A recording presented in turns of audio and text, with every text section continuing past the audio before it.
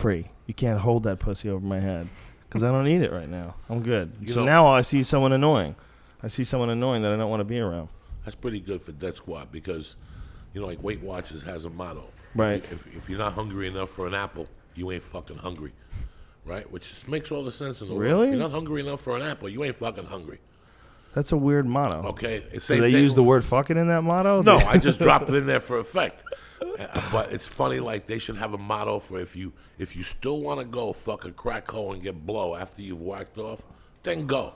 I don't think you'll find the energy. Once you whack off and cut your legs right off, if you sit there for 30, like if you come to me and go, dog, I need $300, I'm going to go kill a crack hole and get some coke. And what would a heavyweight title fight look like if like say if you're watching a boxing match and then halfway into the boxing match, there's like at the third round, there's a break and some hot chick comes in and blows a dude. And then after he shoots his nut, he's got to go out and fight the next 3 rounds. It would be interesting to watch, like how many dudes fought well after they ejaculated and how many dudes just completely fell apart, just turtle up. Because that takes the fucking fire out of it. That's what does he say? Women weaken legs. Women weaken legs rock. Well, they say that when you do it for 7 days, when you abstain from ejaculation by 7 days, your testosterone can go up, I think it's as high as 50%. But it normalizes after that. And then it's like, well, this loser just doesn't get any pussy. Let's just stop making loads. And then your body stops making as many loads. Like, apparently your body consistently makes loads as long as you're using them. Like, that's the idea behind it. Absolutely. That's the whole thing. They keep pumping, you keep fucking humping. Yeah. Anyway, the Joe Rogan Experience podcast is brought to you by, I think we covered the Fleshlight in that, didn't we? Yeah, I think Fleshlights are awesome. Fuck them. Yeah, go fuck those. On it makers of Alpha Brain. What's Alpha Brain? It's a nootropic. Vitamins for your noggin. It's essentially a bunch of select herbs and vitamins that have been known to enhance cognitive function. It's a very controversial subject. I believe in it. I've been taking these long before we ever endorsed Alpha Brain. I took a bunch of stuff. And, I've been in contact with Mr. Romanowski, Bill Romanowski, through Twitter. He's the guy that invented Neuro One. He's a famous football player. And that's how I got into nootropics, is Neuro One. If you're, if you're at a store and you ever see that, it's an awesome blend that he put together. Alpha Brain is it's all very similar. It's all designed to stimulate your brain's production of neurotransmitters, and it just makes me feel like I can put sentences together better. I feel like a little bit smoother. It's nothing. It's not like Limitless. It's not gonna turn you into a genius if you're a moron, but it does work. And there's a 100% money back guarantee for the first 30 pills. You don't even have to return the product. You just say this stuff didn't work, and we give you your money back. We're trying as hard as humanly possible to not rip anybody off and sell really high quality stuff that I believe in. Shroom Tech Sport is the one that I talk about that I take every time I work out. It's the shit. It gives you tremendous energy. It's all vitamin B12 and cordyceps mushrooms. It's one of my favorite things ever, like supplements for like a pre-workout. There's Shroom Tech Immune, and then there's 5-HTP enhanced with L-tryptophan. It's called New Mood. All the stuff is explained on onnit.com. And again, everything is 100% money back guarantee for the first order. You don't even have to return the product. Just say it sucks. And use the code name Rogan and save yourself 10%. All right, ladies and gentlemen, the official beginning is now. Oh, thanks to C2O Coconut Water for hooking us up. Joe Rogan Podcast, check it out. The Joe Rogan Experience. Train by day, Joe Rogan Podcast by night, all day. Dude, I drank some dishwater coconut water yesterday. I found there's a big difference in coconut waters. Yes, there is. We found this out with C2O, the company. Those guys came to visit us at Brea when we were at the Improv. And they said that Thai coconuts are what you want. It's like a short tree. It's only like a 5-foot tree or something like that. And it's not like what we think of these giant palm trees with coconuts. It's not like that. It's a shorter tree, and it's like a sweeter coconut. But all those cans go fucking sour anyway.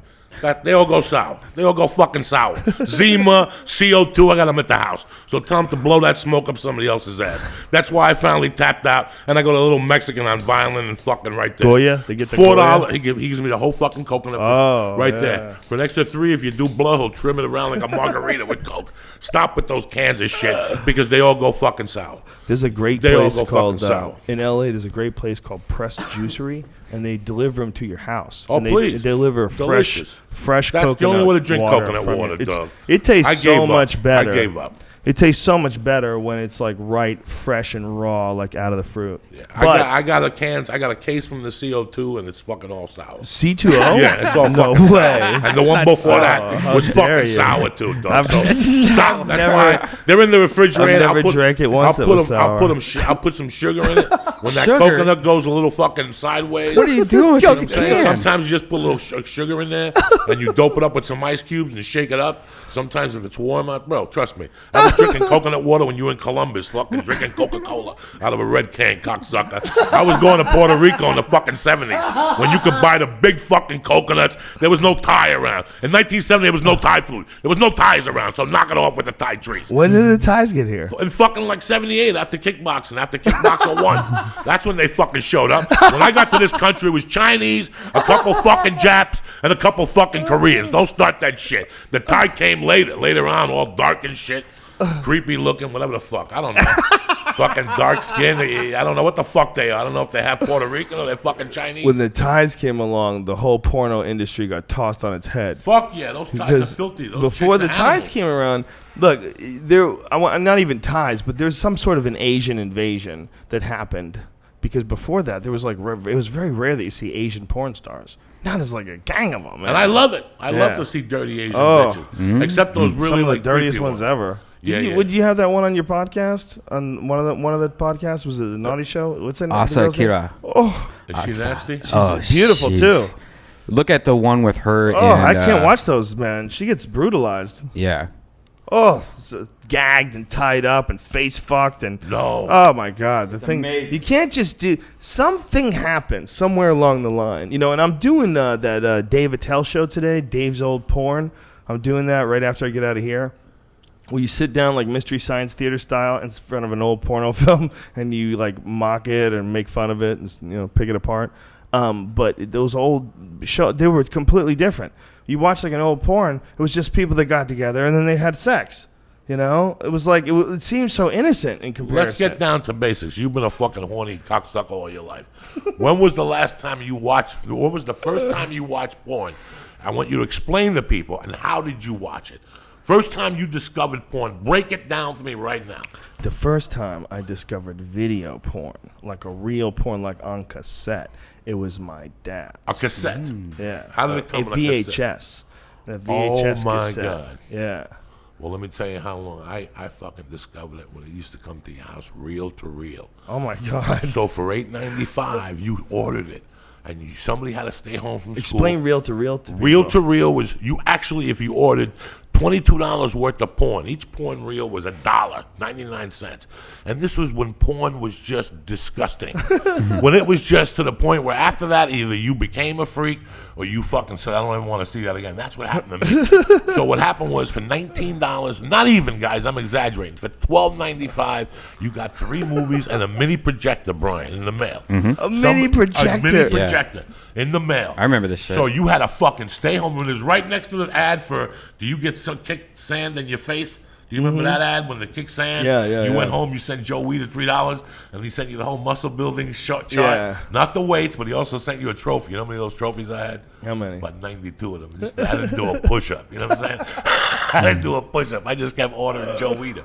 So you had to fucking put the reel to reel, correct, Brian? Yeah. Tape it to the thing. Like you were the fucking, you had to do everything in those days. You were the editor. You had a splicer. You had to like splice you it. had to remember the Yeah, bro. it was crazy. It would fucking. You had to put a sheet on your wall and hope that nobody came home until you got the sheet off the fucking wall. For me, like my buddies brought it over and we put the sheet in the attic, and we all got together. We smoked like a joint between 7 of us, and we were all excited to see this porn. And all of a sudden, and it starts like 10, 9, 8, and all of a sudden, and they showed this chick taking a piece of bread, putting a guy's cock, and this was way before crack. I don't know what the fuck they were doing to make these chicks do this shit in the 70s. It wasn't heroin because he was awake. She put the piece of bread, the guy's dick on the piece of bread, put Miracle Whip on it. I'll never forget that memory.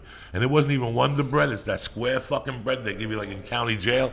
And the bitch put it, and she bit into the guy's dick. And I remember that me and my 5 little 6th grade friends looked at each other.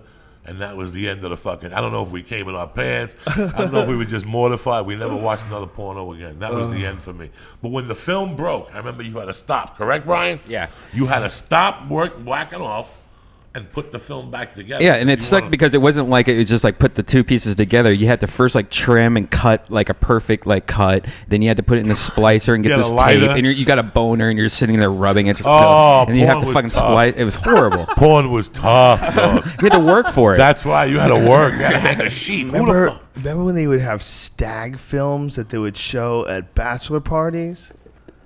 At bachelor parties, they would show stag films. Like, guys would get together, and they would show films of people fucking. And they would call them stag films. But it was just porn. It was porn. There was nothing different. But that's what they called it. They called them stag films. And they would show them at stag parties. Wow. Yeah. How gross of that. I can never even... Then I went to a theater in Jersey. Like one day my friends like Sunday nights they do this shit up in Jersey, dirty movies. And you sit in the theater and watch it with other people? That is disgusting. So that gross. is the lowest point, but it's not even low because you don't know. You're 16. You figure, let's go have a few beers. It's not gross till you go to the bathroom and you go to piss in the urinal and some guy just happens to pop out of stall number 2 and he just stands next to you like he's looking for flowers. Oh, God. And when you fucking shake your dick, he's staring at your dick. Oh, and then you go back to your seat. You could tell your friends, when I went to the bathroom, there was some pervert in there. You go back to the bathroom an hour later, you take your dick out. Again, boom, he bumps out of stall number 2, and he's sitting next to you. Look, I mean, it would be so fucking creepy, the whole lifestyle. There's a lot of dudes that are just into that. What is it about sexuality that's so creepy? Is it because it's so repressed? But what is it about like that one desire that's so, it's so like gross? It's it's just so undesirable. Like the idea, sexuality, like the idea of you sitting in a room, like that's a part of sexuality. You sitting in a room like beating off to videos of people fucking, like a bunch of other people in the room too, and they're all like looking up all together. Like, what the fuck? Why is that so creepy? I don't know, but it is. If everyone was in there eating, fulfilling that desire, there's no issue. There's nothing creepy about it. You'd be in a room with a bunch of people, everybody's eating a sandwich, and there's no problems. We're all filling that desire, no issue. I'll go back to But a sexuality issue, like it's very private and very creepy, and even though everybody does it, it's kind of mysterious. So to sit in some room full of a bunch of people and everyone's just openly like sort of admitting that we beat off and all sitting there together. Oh no. Beating off in front of somebody else? Well, that's what they're all doing, man. No. That's what they're doing at those theaters. Oh no. When they go to those theaters, they're not like just watching the film and critiquing it. Wow, her ass was huge. How did she get all those dicks in there? How do you fucking whack off at the movie theater watching That's how Pee Wee Herman got arrested, remember? Which is hilarious, man. How the fuck do you get arrested for beating off at one of those fuck theaters? Well, isn't that what you're supposed to do? Aren't you supposed to beat off there? No, I don't think you're supposed to beat off. I think you have like private rooms, like whack off rooms, like in bookstores are different. The whole thing's ridiculous. You know what's going on. You're showing people blowing people, and you're getting upset because someone beats off in the crowd. Look at your product. Right. Think of the 70s in New York. What was the name of that club where people went and paid money? Sarah's Retreat, Devil's Retreat, something's Retreat, Plato's Retreat. Plato's Retreat. And what was that? It was a sex club in the 70s and early 80s where you paid $1,000 at the door and you went in there and you fucked 85,000 fucking people. Plato's Retreat. Think of the thing that always got me about sex that. I've been addicted to drugs, so I understand the addiction is when I would get off the bus on 48th Street and it's 7:45 to go to work selling cars, and I would come home and roll a joint. I would smoke it right there on 42nd Street. I would just sit there and watch, not guys like you and I, but guys that had families, guys with suits on and a tie, that before they have to go on with their day, they would have to go into a peep show. And you know who I would see a lot of, and I'm not here to insult anybody, I'd see a lot of Hasidic Jews. Really? A lot of Hasids would fucking run in there with their black on and their hats, whack off. Where the Laugh Factory is today, where the Laugh Factory was in Manhattan. That was originally a strip club on that whole corner. That was strip club fucking world. Not even strip club, peep shows where people fucking the circle and all that stuff. But I remember I would sit outside of that, because you have to cross that street. And I would just sit there and watch people and go, what would make somebody jump out of a train? And that was that. You could see them like I used to leave the store to have to go get a half gram of Coke. There's nothing else on your mind but that Coke. I would see them walking outside 8th Avenue, fucking walking left, and you could see their body language. They weren't going to stop till they got to a fuck show to see some guy fuck a big flat black chick in the middle of a room, and some chick comes up to you with a tit and you could suck it.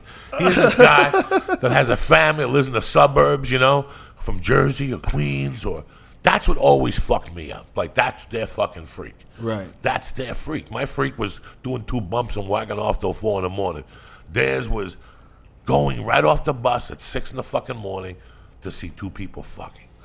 I remember first time I ever bought porn, you had to go to an adult bookstore if you wanted to buy videos. Because, you could go to some video stores, like Blockbuster wouldn't carry them, but some, mom and pop video stores. And then, of course, you'd have to go through, saloon doors. You'd have to go through The back saloon VIP doors. and all of Or that. you go through, beads. But one time I went to an actual porn store to buy it. And I remember thinking, really clearly thinking, don't fucking look at anybody. Just get through this. Go find what you need and get the fuck out of here. We're not here for small talk. I'm not one of these people. I just need some. I don't want to be like. And then I started thinking about, who are one of these people? You think about people that visit porn shops. You go, ugh, I don't want to hang out with any of those people. People that go to visit porn shops. But wait a minute. But I've visited a porn shop. Who? Why is it so creepy? But I don't know. But the instinct, automatically is that it is. Taking care of your sexuality, especially yourself. It seems like such a selfish, creepy, rat-like thing to do. You're sitting there watching videos. Oh yeah. No drama, though. No drama. No drama. You're whacking on. Maybe some people are disillusioned from the world. Maybe they just want to tap out for a while and going home, putting a wig on and jerking off is fucking what they're into. That's the beauty about what we do, that everybody's into something fucking different. I understand somebody going to a porn store every day, because I go to the weed store every day. So what's the fucking difference, correlation in my head? Well, the porn thing weed. to me, is fascinating because, porn girls, there's a huge percentage of them who have had bad things happen to them when they were kids. A lot of traumatic, sexual type shit. And it's not all of them, but it's a lot of them. And so you go to look at it and go, this is crazy. This is a whole industry that was created in many ways because of abuse. And then that industry is something that feeds, through these online videos and all these other millions and billions of people. But we're all supposed to feel bad about it. It's a weird sort of undercover, creepy thing. You couldn't go into business meetings and talk about your favorite porn sites. You can't just go there and what are you guys doing? You still going to YouPorn, you fucking noobs? Hey, come on, you got to check out, XYZ, upyourassvideos.com or, all Asians or whatever the fuck the website it is. There's 100,000 free porn websites online. But you can't talk about them. Mm. Everybody goes to work and they just go, yeah. If you brought it up, you could get in trouble. If you shared that information with someone that you work with, if what sites do you go to? Oh, mostly fashion and baby sites and what sites do you go to? Have you been to eFucked? I think it's called. What? It's EF UCT? UKT. What is it? It's just fucked up porn videos. It's kind of old style project, but that kind of feel. But the first one is this girl who's 18 has a whole hand in her vagina and getting fucked in the ass at the same time. Oh my god! And it's, if you just look at the front page at all the crazy videos. But anyways, that's my new favorite porn shit. It's just the abuse porn is very strange. That's what I was saying about watching porn from the 70s and the 80s. They just had sex. That's all they did. I mean, they got together and then they had sex. Like, porn of today is like, there's some really nutty things they're doing, man. You know? There's a lot of, like, choking and gagging and, you know, it's fucking spitting on each other, spitting in mouths and stuff. When we were in Ohio, me and Joe Diaz were in Ohio. I was over at my friend Shane's house because he had a baby, and Shane was showing me like he got the Playboy of the month and year that he was born, like that the issue, which was like in 1974. And there was this person on there that the centerfold was the most beautiful woman ever, and I'm like obsessed with her now. Her name is Marilyn Lang. It's Marilyn Lang, Lange. What are you doing? You a stalker? No. What's happening? No. Yeah, right. But it was before, you know, implants. Like it was so weird seeing like Playboy that was always used to be all natural women curves and boobs and stuff. When did it become like all bleached blonde? Early hair, 80s, all right? Big boobs. Was it early 80s, late 70s? Is that what it is? I don't know. It's amazing when you look at the evolution of the tit. If you really look at a Playboy from 1969, you go, wow. Even the fucking nipples were rounder. They were pointier. You know, it's really weird what a woman looked like. We've had this discussion before about the women of the 70s. You know, Natalie Wood, the crazy one that Steve McQueen was married to. Ally McGraw. I shouldn't call her crazy. It wasn't her fault he smacked her to death on the fucking movie set. But it's just, you see those women and you see the women now. And it's, I don't know. I don't know if there's a difference. I don't know. Maybe I think it's more exercise today and plastic surgery for sure. You know, plastic surgery. It's weird where like unnatural looking tits are normal. Look at this fucking animal behind you. Normal. She busted the scene. She really did. Pamela Anderson really, and everybody in this room says, yeah, she's gross. But at one time, you did look at this bitch and say, she's God, hot as damn.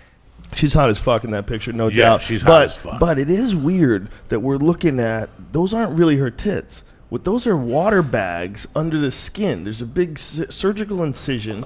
They stuff water bags under her skin, and it stretches it out to make like the nipples extend further and make the whole thing unnaturally tight and you know, and swollen. It's really kind of fucking crazy. But you could tell that bitch got good pussy. You could tell she's got good pussy. Oh, for sure. But how Dr. Zhivago pussy. How weird are fake tits? They're weird as fuck, man.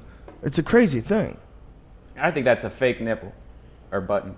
No, that's a button, silly Billy. That's just placed too perfectly. Oh, you shut your pie hole. Yeah, she probably has when it comes to porn, I don't really. When I worked at Captain Video, I worked at a video store in Aspen, Colorado for a while. And they used to have like porn in those days. No section, they had 12 boxes. You know what I'm saying? Like a video store had maybe 6 releases. One of those releases were the Lynn sisters. And I brought them home and get coked up with my girlfriend. Lynn sisters? You know, Amber Lynn and Georgia Lynn or Lynn Lynn. Oh, Ginger Lynn. Ginger Lynn. And then the other one was when that girl was busting out in the scene. The one that was 14 and they let her find out she was 13. And like I seen her movies. Which were you talking about? Tracy Lords? Tracy Lords. Yeah, I think she was 14. She was 18. 16. There's one video that you can get, I think, where she's 18. Well, she did one called Tracy Does Japan. Where she sticks a fucking octopus up a fucking pussy. Come on. You serious? She did that? Yeah, she was fucking crazy. She put an octopus up her pussy? I didn't know that. Oh, I don't think you're Gotta right, look it up. Joey. Gotta look it up. Tracy Does Tokyo, dog. Why would you don't forget shit like that. You know me. I got to find out about this. She was the original Tentacles? Yeah, she was the... I don't think so. Because they were all trying to live up to the Led Zeppelin thing, but Tracy Does... What's the Led Zeppelin thing? Zeppelin used to put octopus in Seattle, they shoved a shark up some chick's pussy in Seattle during an orgy, dog. What? A little baby shark. Yeah, Zeppelin was the real deal, dog. Chick wanted a freak, and they said, let's freak, motherfucker. It's in a couple books. Oh, man, I got to see this now. But Tracy did Tokyo. There's an intro online. You have to get it, and you got to get the original fucking cut, the whole thing. But Tracy Does Tokyo was when she went on, and that was the last. It doesn't say anything about octopus up a girl's. It's not going to tell you. You know what I'm saying? It's not going to tell you. She gets in this toilet and she puts it up her wiggles. And I remember sitting in that room because I used to, you know how in those days you always had a movie on in the video store. I was so crazy. I'd put a fucking porn on, and when people would come in with kids, I'd turn it the fuck off. You know, I was living in another fucking dimension then. So I remember putting it on and going, look at this, guys. And I thought it was disgusting. You know, I wasn't into that much all that craziness. Dog, my experience of porn is boogie nights. this movie's online. It's That's- like the parts of it that aren't sex are online. Yeah, dog, this is a wild fucking movie. You know I ain't gonna drop bullshit now. Whenever I come here and drop fucked up knowledge, I don't know nothing about porn. All right. Isn't it But I crazy know that that. Tracy I know Lords Tracy Lords was like 16? 16, look at those pictures. She's doing just hardcore. Hard fucking core. Hardcore, Yeah. dog. I got an idea. Let's buy the movie and all masturbate in front of each other to it on the podcast. Isn't it crazy that you can say that there's something wrong, like what she did? There's something wrong. It's crazy. I mean, she obviously knew how to fuck. She obviously looked like she should be getting fucked, right? All the above. All the pieces were in place. Would you right? think? Would you think But that the though if you never numbers saw were her get off. fucked though? I mean, if she was just a fucking I girl don't at know. Jamba Juice, you probably wouldn't think that. What kind of numbers? I don't know. What do you mean? Well, What numbers she, were off? I think, she obviously wears a lot of makeup in her videos. Right, and it that makes was her look what you were older. supposed to look like And if 30 you- years ago. Look at those haircuts. If you saw her when she was, with no makeup at 16, dressed like a 16-year-old, you probably go, oh, that's like a young kid. Yeah, But it's like that little Ramsey it's, kid. it's a weird thing where it's like, what is the right year? Like, and no one agrees. Like, some countries, it's like 16. Some parts of the world, it's 13. Some parts of this country, I think it might be like really young. Like whatever the age of consent is. I think most of them are leaning towards at least 17 now. What do you think as a parent and as when you had sex at your age? How old were you the first time Well, you seen a fucking pussy? See, Were you ready? Were you really fucking ready? I mean, I'm don't- talking to you man to man. Were you ready? yeah, I was Okay. okay. I mean, I handled it. It wasn't that big a deal. But I think for kids, for kids fucking around with kids, there's a different age. Like you can say the age of consent is 18, and if the age of consent is 18, that makes sense to me because 17-year-olds can still make out with each other. Like there should be like an age buffer where like an 18-year-old boyfriend who's been with a girl since they were 16 and 14 should still be allowed to bang her like once he turns 19. Like they've been boyfriend and girlfriend for 3 years. You know what I'm saying? Like why can't they bang anymore just because he hit some magic number and she hasn't hit it yet? That doesn't make any sense to me. And there is a lot of that. There's a lot of banging at 14. There's A lot of banging. You banging. banged at 14. A lot of banging at 15, banging I at banged 16. a little bit at 14. I Yeah. sucked some titties. Were you ready for A lot it? of hand jobs. Were you fucking ready for Yeah. it? Was that, the girl I was doing all that shit with is kind of retarded. I looked at her Facebook page. She's got a fucking ninja suit on. She wasn't ready to see my Cuban egg roll at fucking 14. And then you have to refer to yourself as a parent. What age do I think my son or my daughter is ready to fuck around? The They're real gonna do it. question is, what age can a man fuck your daughter? That's the real question. That's the real question. Because it's not, can a 16-year-old boy fuck a 16-year-old girl? Yeah, of course they can. Can a 17-year-old boy fuck a 16-year-old girl? I guess so. Can an 18-year-old boy fuck a 16-year-old girl? Yeah, if she's mature. Can a 19-year-old guy fuck a 16-year-old girl? No. Can a 20-year-old? You know what I'm saying? Like it starts getting expenentially creepy. And who's the judge of that? Yeah, that's like somebody in Kentucky probably thinks it's completely Right. different. Like it's 7 and 40.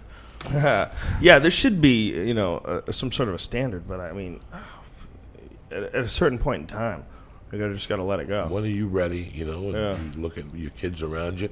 I whenever I meet people and they have kids, I always ask the parents, how old are the kids? And when they say to me, he's 14, I look at that person, I go, look at that kid. At that age, I was already doing 1,000 things. What a shame. Because I wasn't ready for that. What a shame. Yeah, but you had a wild life. Doesn't you know, matter. it's a That was very part of it. unusual At life. 14, you should not be hanging out with guys robbing a train. Yes, just to get I would with say motorcycles. that's true.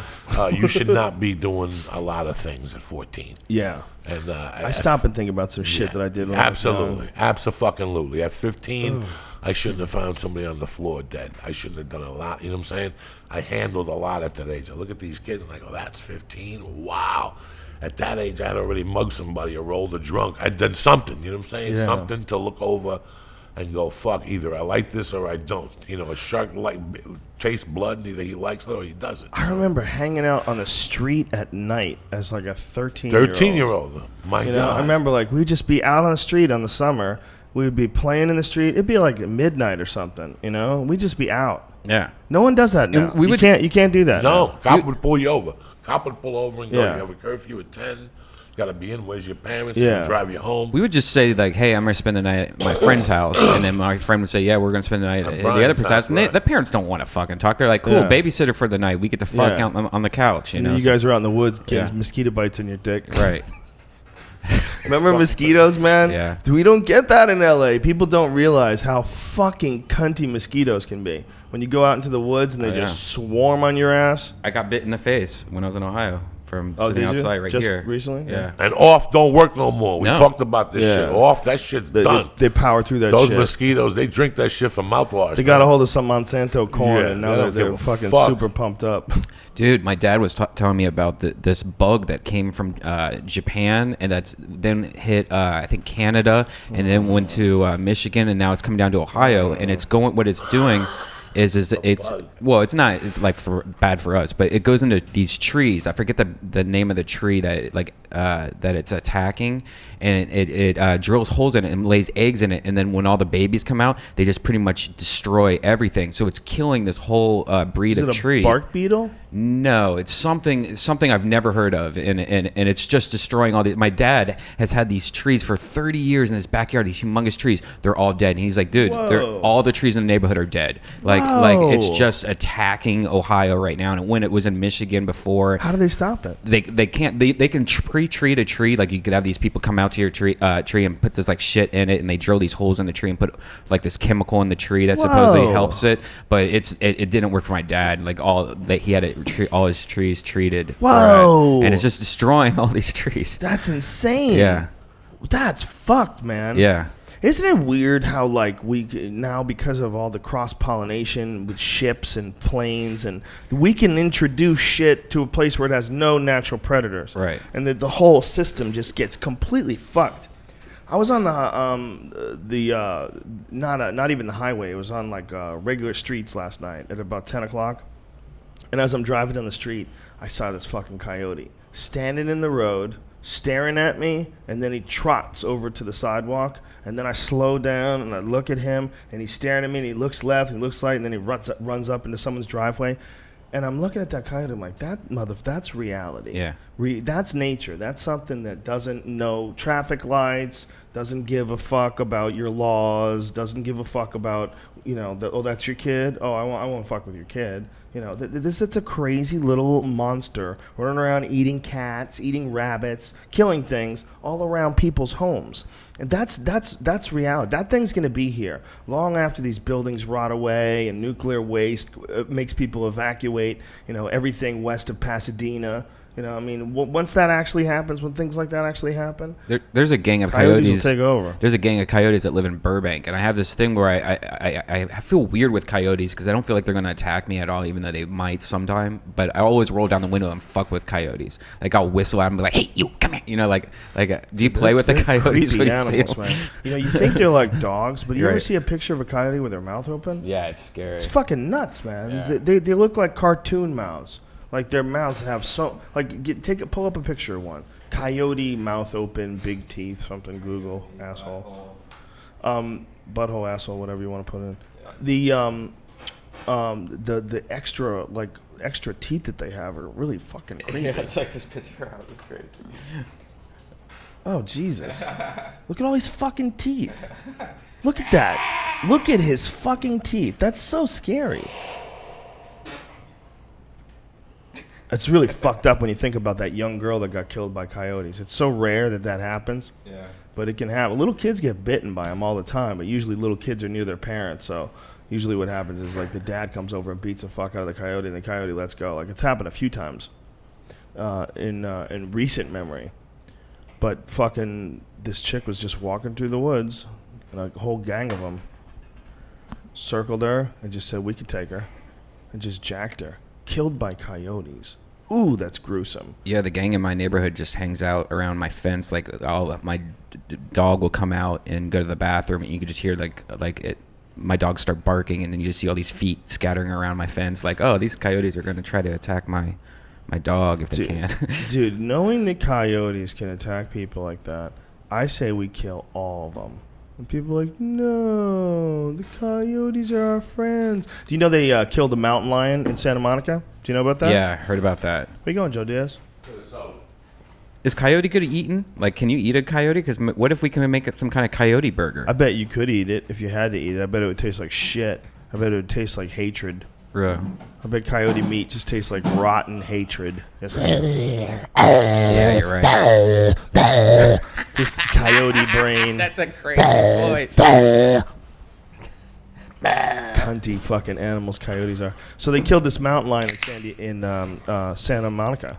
In like where everybody is, the Santa Monica populated area. And it wasn't a homeless person. No, it was a fucking mountain lion. It was a real mountain lion, not a cougar, not a crazy old bitch. And when they killed it, there was all these Facebook posts, and one of them was my favorite. It was so awesome. There's this woman, and she said, "Why are we? It's only because of our ego that we think we are better than animals. You know, animals have a soul," and she soul in all caps. "I would gladly take a bullet for an animal, or a dog, or a cat, or a bear, or a deer, before I would for a person!" Exclamation point! Exclamation point! I mean, I was looking at this. I'm like, this is amazing. Like, this is a person that's actually saying you shouldn't kill that monster that's roaming through the neighborhood, the 150-pound cat. No, you shouldn't kill that unpredictable beast. And if you wanted to do that, I would gladly take that bullet. I would sacrifice my life for this monster. You sacrifice your life for one of the most horrific creations of nature, a big cat. A mean, thoughtless killing machine. That you can't even roll a basketball in front of one of those things. They fucking dive on it and bite it. That's their instinct. Yeah, but they could have also done that as a weapon. Just like, hey, get away from me, cat. Here, chase this ball. One of those things, we got all this money and all this technology. They can put one of those bullets and put them to sleep and take them to a zoo. Yeah. And figure out what's going on. You don't have to kill fucking everything. Yeah. I do think that kill everything. I understand a bear is a harmful animal, whatever, but something made that bear come down. That bear don't want to fuck with nobody. We don't want to fuck with him. Right. So either they're building somewhere they shouldn't be fucking building, or there's no food for the fucking bear. It's most likely no food for the bear. And it's also the problem with bears and people is that once they find out that they can go to garbage cans and get food, that's it. They just go to garbage cans all the time. Then they have to take them and put them in zoos and shit. They become problems. Listen, I understand. You have to protect the community. We can't have a bear or a fucking mountain lion. Does anybody know what a mountain lion will do to a human being and how fast? But at the same time, let's see if we could fucking mummify him first. Take him to a museum, figure out what made this fucking animal. Mummify. Whatever the fuck. Shoot one of those darts in him. No, we have those darts. You got something on your lip. We have darts and lasers. Darts and lasers? Yeah, we have lasers and darts. I think they but tried I gotta see to a kid shoot running him on with the a dart. 101 backwards and he gets shot. Dart him. What the fuck you got these darts for? You got darts, officers. Dart him. Laser him. You talk about him. You show him the Chuck Norris movie. Now you're on the 101 and you don't want to dart nobody. You follow me? We're a little bit too. Tasering people's dangerous. We're a little bit too quick. We're a little bit too quick to pull a fucking trigger. I love the fucking bearing arms and everything, but it's a bear. Anybody who knows hunting or whatever, just sit still for 2 minutes and get the fuck out of there. Get the fuck out of there. You kick a garbage can, they're more scared of us until we fucking corner them. I lived in fucking Aspen where they were everywhere. Yeah, but you gotta be real careful if they have babies. Be real careful. But I seen a lot of shit in Aspen. I used to see schools of raccoons, schools of them crossing the street, from the big one to the little tiny one at the end.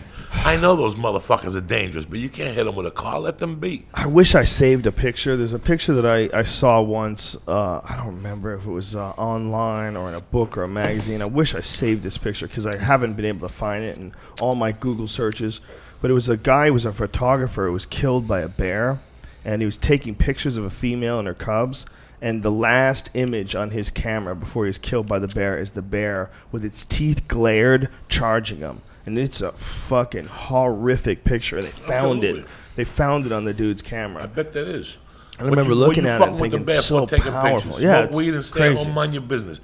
When they shot Jim Jones and the cameraman went down, remember the camera kept running as they were shooting everybody? As we got on the plane from Guyana, that was live footage they had on television. What the fuck were you doing in Guyana? You should have been taking pictures in San Francisco where you live. That Jim Jones story. Do you remember that shit? Man. When they shot him at the airport.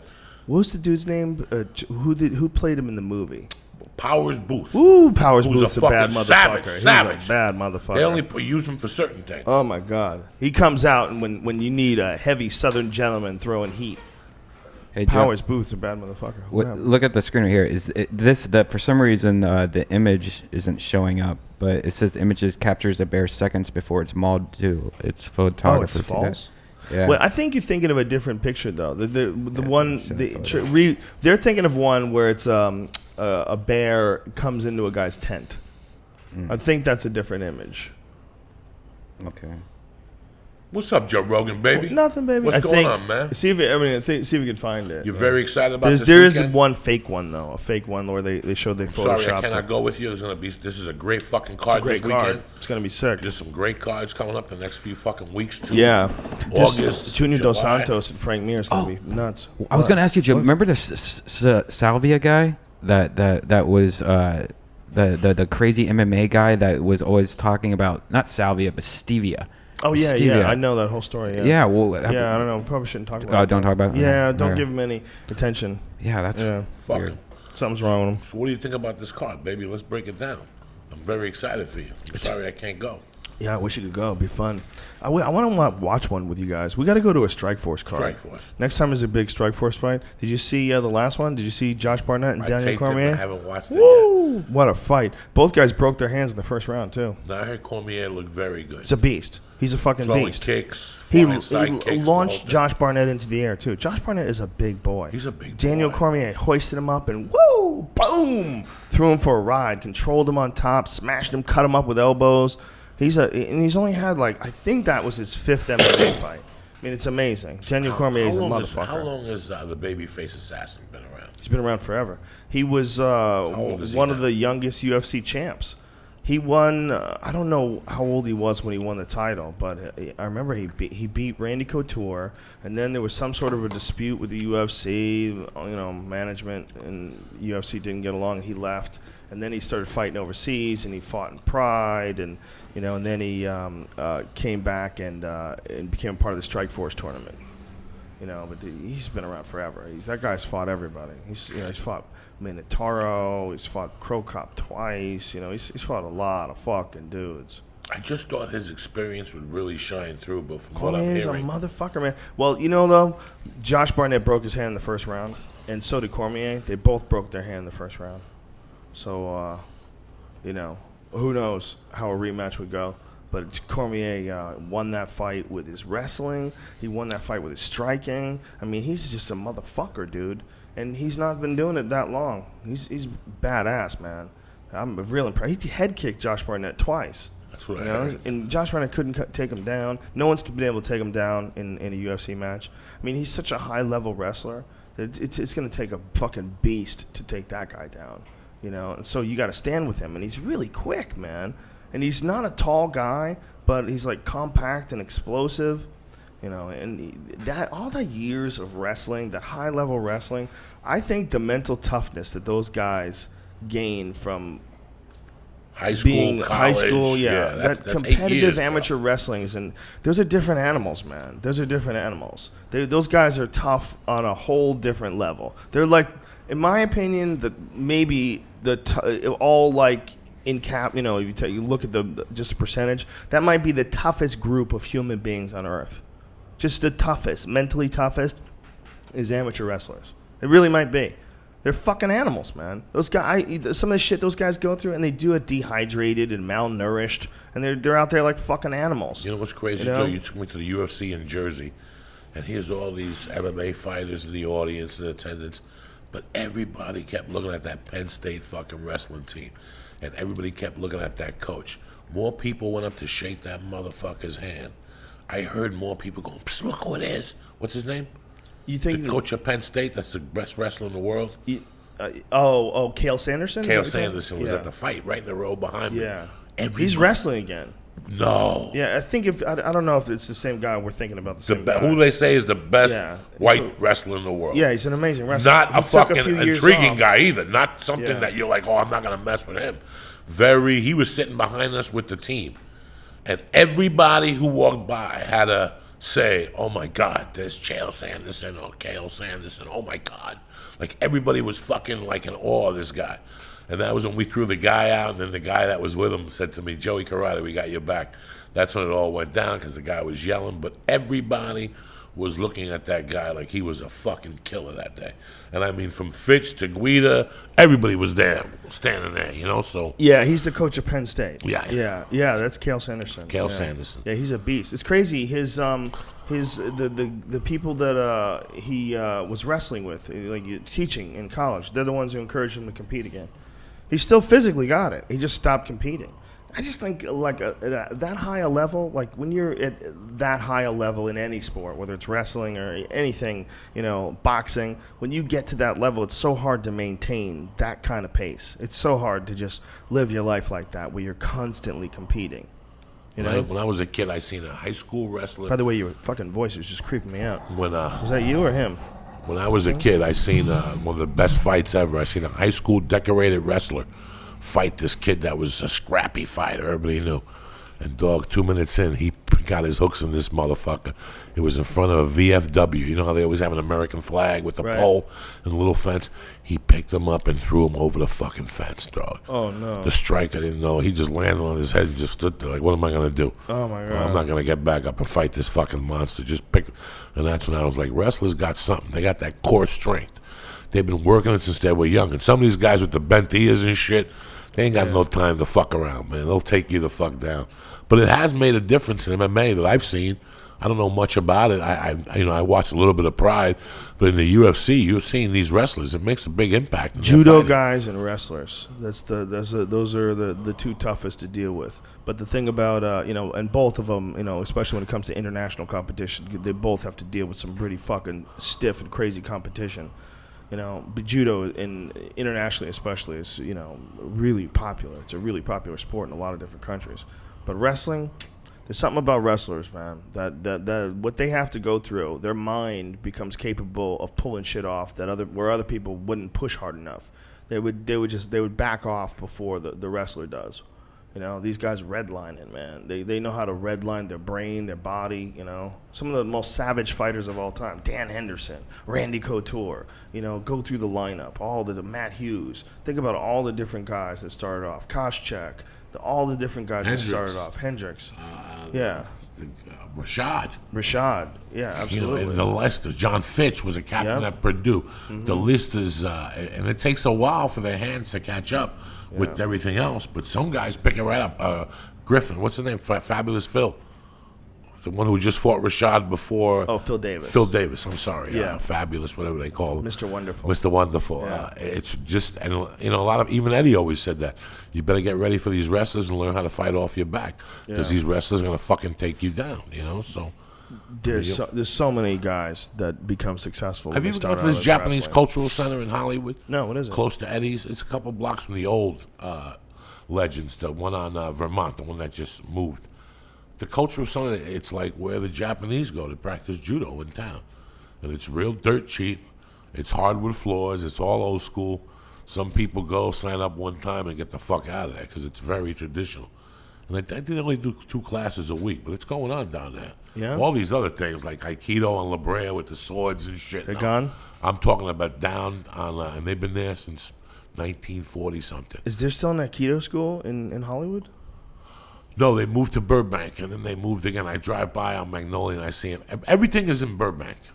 Any style that you want is in Burbank. I think a lot of Burbank. Martial arts. I went to see Eddie's. I went to Burbank last night. Yeah. I had to go out, so I swung by Eddie's. I counted 6 fucking karate schools, kickboxing. Who's the other guy? Fabulous. Benny the Jet has his school. I mean, Burbank, they have the Martial Arts Hall of Fame. Benny the Jet's in Burbank now? Benny the Jet's in Burbank, man. They got a new kickboxing school. They got 2 Gracie Barras. When I used to New Mexico. When I first moved here, man, I used to go to his place in Van Nuys. He would have all these gangbangers that they would give free classes to, and let them work out. And you'd be like taking kickboxing classes with these fucking gangbangers, man. There was some parts of it that were kind of creepy, and a lot of people were complaining about it because there was like a few problems. But I remember this one dude came in and he had a tattoo on his back that looked like you drew it, and it said it was like Vatas or something like that. Fuck the rest. And he had it tattooed on his back. Wow. I mean, it was look like you did or like anybody did. Like I gave you a tattoo gun for the first time and said, "Well, just see what you could do." and I was thinking like, this is not a guy you want to punch in the face. This is not a guy who has a lot to lose. Like, this is Mike. I might want to just keep my hands up and stick and move. Might want to just get in your car and get the fuck out. Yeah, well, get involved. There was Benny the Jet, and then I think he had family members that would also teach there too. I forget the whole history of it, so I don't want to talk about it. But they had a lot of gangbangers go there. It was a big culture shock thing coming from New York and then moving here and then taking kickboxing with gangbangers. All right, fuck that. Remember that bug we were talking about earlier that was killing all these trees? It's called an emerald ash borer, and look at that. It looks like a cricket at a disco. I mean, this shit's scary looking. It looks high tech. It looks like a robot cricket. Yeah, it's like a Nissan GTR bug. Look at that thing. Ew.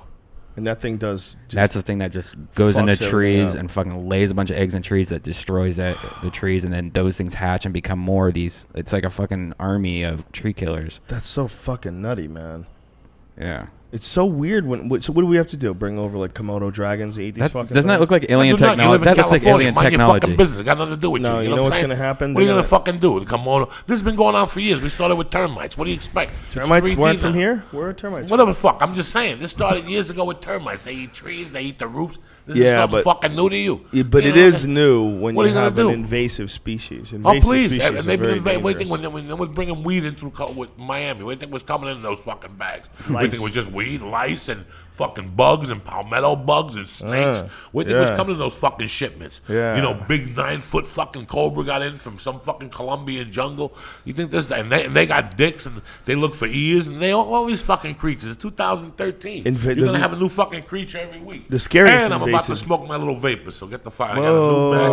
I got master motherfucking kush this week. You know what I'm saying? I was smoking this shit on the plane. Oh, it's tremendous. You know what's so funny? He was smoking on the plane next to an old lady, and did we talk about this yesterday? No. And I'm like, wow, that's crazy. I guess you can do it's not against the law to do those things. Vapor if it was like an electronic cigarette. You know, I guess. But then he did it in a car when we were driving to Pittsburgh, and he just starts hitting it, and all the windows are up, and immediately I smelled weed, and I'm like, if you did that on the plane, everybody smelled that. No. It does smell like weed Because still. on the plane, they have a suction thing, right? And that suction thing. If you blow it, they have a vacuum of air. So when you blow it over your shoulder to the window, That's Oh, you gotta do it dangerous. to the left. you Blow gotta to the do it left. to the left. But I was smoking on 2 different flights, and nobody smells nothing. Because There's a of thing fucking about pot smoke, man, that when you're smoking, it doesn't smell like anything. It's the weirdest I thing. know, it's just like cigarettes. I bet it is. Just like cigarettes. You don't smell the smoke on your own body. Well, that's a weird thing that they say about smells, that olfactory senses, they only detect changes. So, like, you can get used to a stinky town. That's how people live if they live, like, someplace By that a has, paper like... mill or something like that. Yeah, that could do it. Or, I think slaughterhouses, that's a real problem. Cow poop. Yeah, if you pass, like, pastures and cows are shitting all over the place and just stinks horribly. Isn't that fucked up? They shit so much, just shit everywhere. Oh, yeah. You drive by, it's just shit. You're smelling and shit. Yeah, going to my mom's house, I have to go by like a good half mile where the whole like air is just shit smell. It smells like Isn't that nuts? 1,000 poops. That's nature telling you that this is dirty. You don't want to eat anything anywhere near this. That's like a big warning sign. Right. That's why shit smells terrible. Right? I don't fucking know. What do you want Fucking smoking this vapor I don't pen, think how you gonna should get smoke that thing on a plane. And I'm No, gonna make you promise that you're not gonna do that from now on. And he got caught with it at an airport. And You did? Burbank took it out, looked at it, they couldn't even figure it out. Those fucking geniuses. So- They brought a cop over and they gave it right back to me, and I was puffing all the way to gate number 3 like a doctor. That's crazy. So what did you say it was when they A asked you fucking what it electric was? cigarette. Oh, They didn't even ask. How's that one for you? Didn't even ask. they didn't even ask. They just looked at it. They wanted to know if it was like some sort of a Gene Simmons bomb from one of those movies. Such a Remember bad that thing, idea. the little robot Wanted, thing? dead or alive at the Yeah. end when they put the bomb in Rutger his fucking Hauer. mouth. Give me the bonus. Fuck the bonus. And they pulled the thing and he's Clink. like, I still got Boom. that on my thing just for that scene. The movie's horrible. But that scene is fucking listen, man. How many movies did Gene Simmons do? I don't know. Why? I know he played that and I seen him on an episode of Miami Vice one time. That's it. I never seen him, but he's probably done a bunch of fucking movies. He was on an episode of Miami Vice? Yeah. He played like a drug dealer or something. Miami Vice changed the fucking game. Dudes started wearing blazers and no socks. They started wearing loafers with no socks. Why? Because that's what they wore on Miami Vice. You wanted to be like you're in Miami. Dudes started buying white cars. Who the fuck bought a white car before 1980? There's no white cars. Get out of here with your stupid fucking white car. How many white Corvettes do you see? There's like 10 of them ever made. White's only for like Honda Accords or something. When they saw that white Testarossa, they were like, "Oh shit!" Did you see Will Smith? White wheels too. Did you see Will Smith slap that dude? Yeah, that's crazy. And then he lied. He's like, "Try to kiss me in the mouth." I'm like, "Hey, we can all see the video. He didn't try to kiss you in the mouth." He kissed his face a few times. He might have been trying to kiss him, in the mouth. There might have been like some pulling or pushing. You're right. I didn't think about that. Yeah, I don't like people touching me. I don't like that either. Will Smith could have bat slapped him. He did. He barely touched him. I mean, he just went like this to the guy's face. Right. And everybody's saying that it was like some assault. Oh my God! Get out of here! It's like always at publicities at events.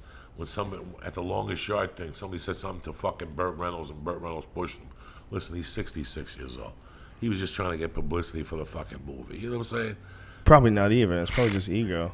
The guy came over and said something, and Burt Reynolds was like, "Did you see the original one?" Guy goes, "No." Burt Reynolds smacked him. Really? Yeah. Really? Whoa. Is that online? Is that a video of that? Fucking no. Oh, you got to see. Burt Reynolds smacks guy. Burt Reynolds smacked the fucking Burt Reynolds is one of those guys where I look at him and I kind of feel bad, when I see like his face all stretched out. Like when I was a kid, I looked at Burt Reynolds. I'm like, that guy's the shit. Like I remember like Smokey and the Bandit. He's always smiling. That's what I would always think. Like this guy looks like he's always having a great time. He did have a good time. He married Lonnie Anderson. That fucked him up. Shut him down and left him with pills, and he was fucked. Really. But, dog, you watch him even in the longest yard, the beginning of the longest yard, he goes in, he beats the bitch. Watch the movie. He gets in the car, and what fucking song does he get on when he turns it on? What? Saturday Night Special. Leonard Skinner. Watch it. It's so fucking... He's got a velour jacket on with fucking patches on this thing. He looks like He looks like the guy that played Superfly. That's what he looks like in that movie. He smacks her. He's laying in bed. She's giving him a hard time. He smacks her. He takes her fucking car. Saturday Night Special. Drives it. Cuts off cops. Takes it to the ocean and dumps it into the ocean. Then goes to the bar. And they come get him at the bar. And they start fucking around. He beats the one cop up. Then they take him to... Burt Reynolds was the shit. Here's the video, I think. Burt Reynolds apparently got a little slap happy last night, hitting a CBS producer at a movie premiere in Chelsea. And we're the only ones with the video. CBS News' Michael Pomerantz here now with the blow by blow. Michael? Maurice Reynolds attending the premiere of his new film, really a remake of his old film, The Longest Yard, when either in jest or in anger, depending on who you believe, Reynolds slapped the CBS employee who was asking the star about that movie, and today CBS News says it is looking into the matter. You judge for yourself. Tell us a little about the movie and your role in it. Well, you don't know anything about the movie. Well, then what the you see the original? I haven't. What kind of guy? This guy's never seen the original. We asked him to tell him about it. He's standing here in a shirt that he's ironing. A man who works for CBS. I'm embarrassed. I like the guy. He's a nice guy. He's a tough guy. Man, I can't. I know. What's up with the audio? Let me tell you something, my friend. The audio is horrible. These guys, none of these little producers, nobody knows a smack. Like the dude who got smacked on 2020 by the wrestler. Oh, that yeah. was a smack. Oh, Will yeah. Smith's a punk with that little backhand he gave the dude. That wrestler, when he fucking smacked, what's his name, Tom Slossel? Something like John that. Stossel? John Stossel. Yeah. He smacked him. That boy got up. He ruptured his eardrum. Yeah, he fucking smacked him with a hand bigger than mine. That was a smack. Yeah. Fucking Will Smith giving this guy a fucking love tap. All Will Smith did was gently Go away, touch the guy with his fingers on his face. Anybody who calls what Will Smith did a slap, he gently did this to the guy's face. It was like it was so non-aggressive. Yeah, this guy's a fucking huge dude, too. He ain't in it because it's a tough business. That's terrific. Wait, is that all you got? I'll ask you the standard question. You know, Standard question. I think this is fake. You think it's fake? There you go. What's that? Is that fake? Huh? What the hell's wrong with you? That's open hand slap, huh? You think it's fake? Damn. Huh? What do you mean? Hey, what the hell is the matter? That's That fucking dude- real, guys. That dude cuffed That him. fucking is real right there. fucked up. That dude cuffed That's him. a guy not getting paid enough to do his job. Well, dog. you know, it's also the way he said it was very arrogant, like he was going to be safe. I think it's fake. You Right. know, it's not. Yeah. You know, saying it's fake, duh, fucking duh. Everyone knows it's fake. You know, it's obviously planned out in advance. But to say it's not a tough job, you're crazy. Those guys are always busted up. Do you remember when those they guys did are the always they expose get on hooked on wrestling? pain stuff? What? Do you remember when they did the expose on wrestling on 2020 and they showed us all the tricks? How they would take the razor blade and cut your forehead. Yeah, and because make it the bleed. fucking- make it bleed. That was a great expose. A lot of people didn't know about Yeah. that shit. Imagine they did that. They used to cut their own head. And I knew about it because one of the training schools in New Jersey. So when I was going to grammar school, one of the teachers kept telling me, if you're good guys, we'll take you to the wrestling. I know Chief J. Strongbow, whatever. It's all fake and shit. When I found out wrestling was fake in the 4th grade, I was pissed for about 10 minutes. I went to El Tapatio the other day, and they had the Mexican wrestling on. Those dudes have some fucking dope moves, man. How about the outfits? Oh, the outfits are outfits are outstanding. fucking They had tremendous. dudes with like long Conan hair. No one looks like they've ever even heard of steroids. It's so weird because steroids are legal in Mexico, and these dudes are like regular looking dudes, but they had some crazy moves. I was like really impressed, like jumping through the air, wrapping their legs around the dude's neck, and flipping the dude through the air. Like they did some nutty shit that was like, wow, that is acrobatic. If you can't appreciate that, I mean, obviously it is theater. But there's a physicality to it that you know it's very disrespectful to call it fake. You know, it's not fake. Especially in that little attitude he did, that little There was no sass that he Twitter did. then. Yeah, it's like he said it to a guy without any fear of his own safety, being protected, he thought, by a camera and reality. The And, media wasn't shit then, my friend. yeah. The media wasn't what it was today. The media wasn't shit. They were just somebody who was taking up your fucking time. He just didn't have to be cunty it about just it. didn't If he have if to, he yeah. communicate with the guy and asked him, are there predetermined outcomes? How I mean, that's what he should have said. You know, instead of saying like the way he did it. Yeah, well, I'll steal the standard question: is it fake? It looks fake to me. You know, like wow, you're like you're pawing at a lion. Like, look at the size of that guy. That guy, you don't feel uncomfortable with that? This guy's all sweaty and hyped up from a fucking wrestling match where they always get kneed in the head and fucking kicked in the head accidentally and punched in the head. Like, you see some of the shit they do where they do like flying side kicks and hit each other in the head? They hit each other in the fucking head, man. There's a lot of times they're actually hitting each other. It's not, even if it's choreographed, it's not precise. That's It's a not fucking pretty. hard way to make a living, man. What's funny, when I went to Miami at the end of April, that week was also WrestleMania. Mm-hmm. So all these old timers are in Miami. So every radio show I went to do that week had an old time wrestler. I was talking about it. And it was very interesting to see that, believe it or not, these guys still have followings. Oh, I believe it. They still have followings. They do all those things that they show you in The Wrestler where people come and sign T-shirts and talk about 1981. I wonder where Jimmy the Superfly Snuka is. Do you remember the Ultimate Warrior used to live in Boulder in his heyday? Did he? He was up in Boulder shooting fucking banana juice. Snapping Slim Jims. This motherfucker had. banana I remember one time seeing him at the Puddle Car Wash. He had at that time, nobody had a 7 BMW in the early 80s. I don't even think they made them, and he had them just because he had a fit in one. And I'll never forget, it was off season or something. He got out of that fucking car, Joe, and he had a vein that was a cord. I don't have to lie to nobody. Go look at fucking the Ultimate Warrior. He's a giant dude. Dog, Yeah. but his veins, his biceps were some of the biggest, that was a bicep.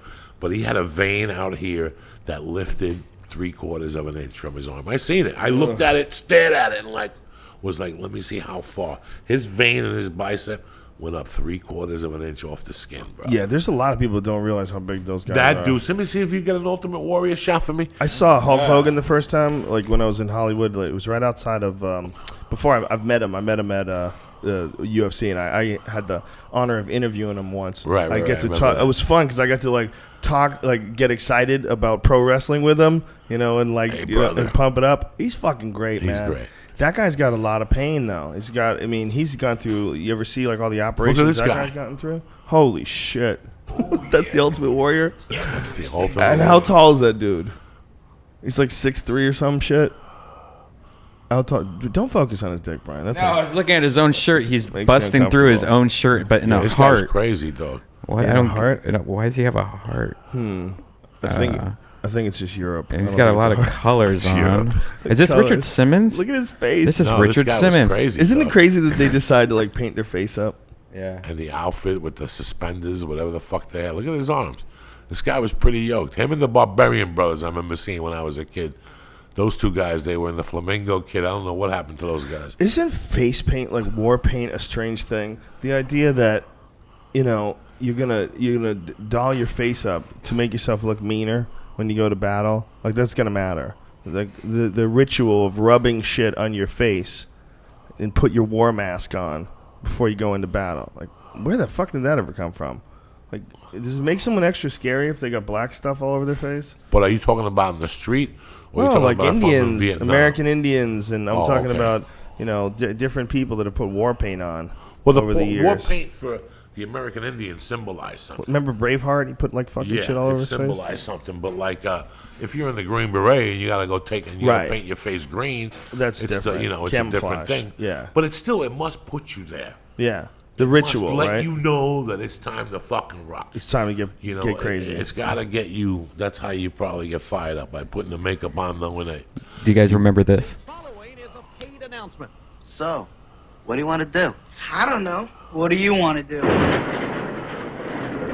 You boys a bit bored? Snap into it! Snap into a Slim Jim! Turn to the spice! Make me just a taste! Hey, nice! And teeth! Snap into it! Need a little excitement? Snap into a Slim Jim! For those that didn't watch this but rather listen to this podcast, that might be one of the most retarded things I've ever seen in my life. It's a big, giant, roided up dude handing out Slim Jims. Is he still alive? Is that guy still alive? That's Decker DeRoblin like a motherfucker. Is he still alive? Before they figured out the He test. is? Yeah. Wow. I wonder what he looks like now. Let's find out. I just typed in Slim Jim. That guy's was Google fucking search. huge. What a strange ad. What is it supposed to be? Snap into a Slim Jim. And why are you so angry, sir? What's going on here? You're fucking going nutty, screaming and flexing. Snap into a Slim Jim. The kid bites into it. He flies out of his shoes. Like, what the fuck kind of physics are we dealing with here? What kind of who greenlit that commercial? I think the Ultimate Warrior has a blog now. Oh, he does? Yeah. Well, how fun would it be just to start shooting steroids and not stop? Just Like, get crazy, just go say- Hulk just style. One day go, you know what? I'm going to start fucking eating them, and I'm not even doing cycles. Well, I think if you look at those guys who have done that, like, it is possible to stay alive. Like, look at the guys who were like big time professional bodybuilders. They're still out there. They get off the shit and their body shrinks down to like normal size. I want to know what Tom Platz's legs look like today. That's what you got to find. Yeah. That's what we got to find. That's a good question. I want to know what Tom Platz looks like today. I want to know. I mean, we all know what Arnold looked like. Listen, bro, the first time you seen what was the movie Pumping Iron? Arnold Yeah. was the shit. You could say whatever the fuck. Arnold and Franco Columbo, that little fucking Italian with that back from here to here, from Yeah. fucking laying brick and block all his life. He's like, I'd get a big block. Get the fuck out. Your whole family tree laid fucking 12-inch block. He probably built everything in fucking Italy. Look at you little fuck. He was yoked. He was yoked. He was a strong dude. Isn't it funny that you said Tom Platz, and Tom we Platz. both know that guy was associated with having giant legs. It's like Giant he's legs. synonymous. I remember his Isn't that leg incredible workout. though? He used There's to no work other out- guy that has like No, that. not Like there's synonymous with one body part. Striations, muscles and Legs. striations, Yeah. legs. His He legs were had- giant. You know, Earl Campbell had big legs, but Tom Platz had Yeah. just ripped. I'm sorry, They were ripped giant. to shreds. Can you find the picture They of were Tom so Platz's big. legs just to show? What's his name? Tom Platz. Platz. He was like 1980, if you can, because that's his- when he was a king. his upper body was big. I mean, he was a huge Yeah, guy. yeah, But yeah. nothing like his legs. His legs What were the ridiculous. fuck were they shooting in their legs in those days? that. Look at that. Look at his jaw. Look at his legs. Look at his fucking jaw. His jaw is has juiced. muscle. He's got muscle, and that guy would crack a fucking his Ari legs. peanut. Look at him. Look at his legs. Look at this. Is 1980. Dude. Look at his cheeks. Back up again. and Oh give me a my full God. body. Look at his legs are the freakiest thing though. Look how much they stand out from the rest of his body. That's insane. It's like somebody opened up his legs and stuck a whole basketball in there. He's got a basketball in each leg. Look at the fucking size of those things. They're crazy. That is the craziest shit I've ever seen in my life. Ever. That's that was a waist. 1980. He has a waist for each thigh. That's insane. Look at the vein going to the fucking leg. What the fuck are they shooting? And he has no balls whatsoever. No, they fucking went into his legs. Yeah, when they get to like this size, they're so juiced to the gills, their balls are shut They just down. Tapped. They just tapped. Their balls are shut. Look at the size of him. My God, he was enormous. I gotta find what he looks Jesus like today. Christ. Hi, guys. Look at the fucking size of his legs. That's insane. Did you ever see anything like that? Oh, my God. That's like from another animal. It's like he took some meat off of a horse and put it onto his body. I remember he used to like try to sell leg workouts. You're like, Tom, no one wants to have legs like yours. No, Tom, that's gross. number one. Number two was no fucking running up hills that got you that shit. Not only that, it's also a genetic issue. He must have crazy genetics. That's what it looks like. One of those myostatin. That's what his balls look like. Issue dogs. See if you can find the picture. Look at Robbie Robinson. Look at the black guy. Oh my God! Oh my God! Jesus fucking Look at Christ. Robbie Robinson. Oh my God! Jesus Christ! Oh my God! Oh my God! Look at this. There's a photo. We're looking at a photo of his back, ladies and gentlemen, and it doesn't even look possible. It doesn't look possible. It looks like if you were gonna do like a cartoon on what a bodybuilder would look like, like if you were drawing it for South Park or something. It can't even be real. Isn't it crazy though that's what happens when you do shit like try to have competitions where you see who has the best body and the biggest muscles, like standards sort of change, and then just like fake tits.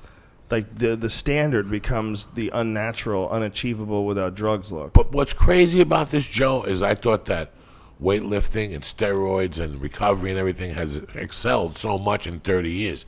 That had to be 1982 when Tom Platz took that picture. Right. That's 30 fucking years ago. You know what? Oh, look at that picture. He looks great. He's got no pants on, and he's flexing his legs. That's cartoon legs. That is cartoon That's legs. so cartoonish. It's crazy. He This looks is like crazy. He has extra muscles in his legs. And he became famous for it too. So that became like, the thing he concentrated on. If you keep hearing that sucking in the background, that's Joey Diaz. He's using some device. He's using it right into the microphone. Eureka vaping like a motherfucker, Joe Rogan. That's amazing. That Tom Platz guy. That's amazing. That's shocking. It's amazing what a person can do. The way you could change your body.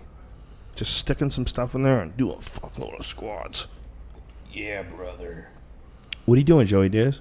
You tweeting? No. Answering text messages? My wife. my wife.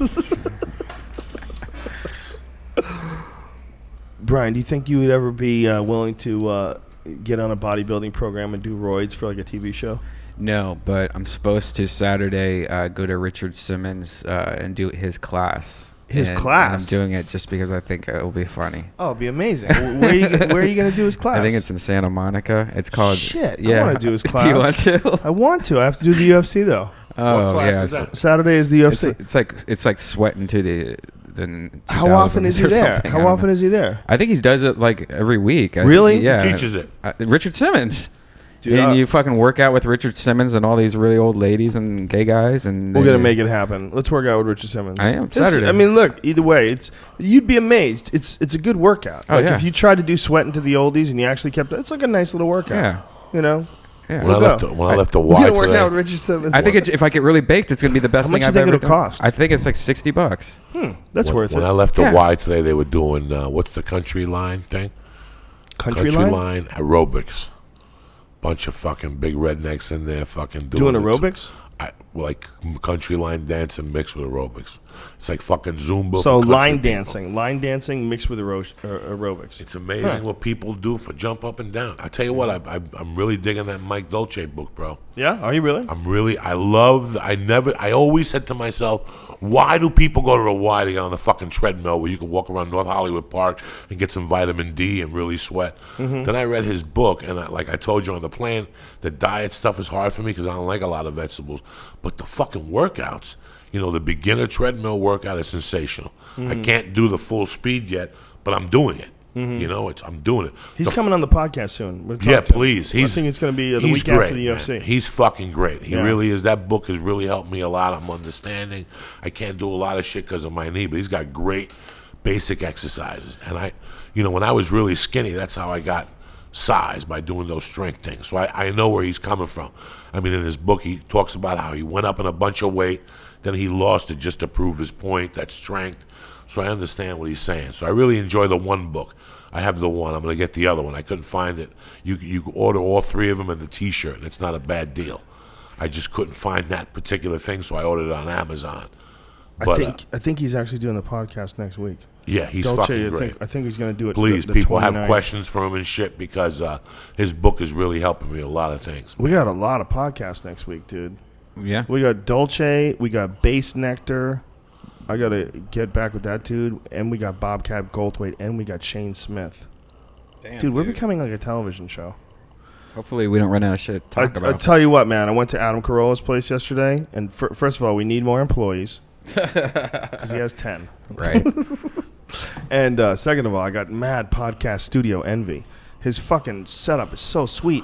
Adam Carolla is a savage. He builds his own shit. He built his own broadcast He's a man, desk. man. He's a man. He's a fucking construction worker fella. Yeah. He was out there. He wired everything so it all goes under the floor and it comes out through the legs of the table. The wires go through the legs of the table, so there's no wires exposed, and the whole thing is set up. It's really fucking sweet.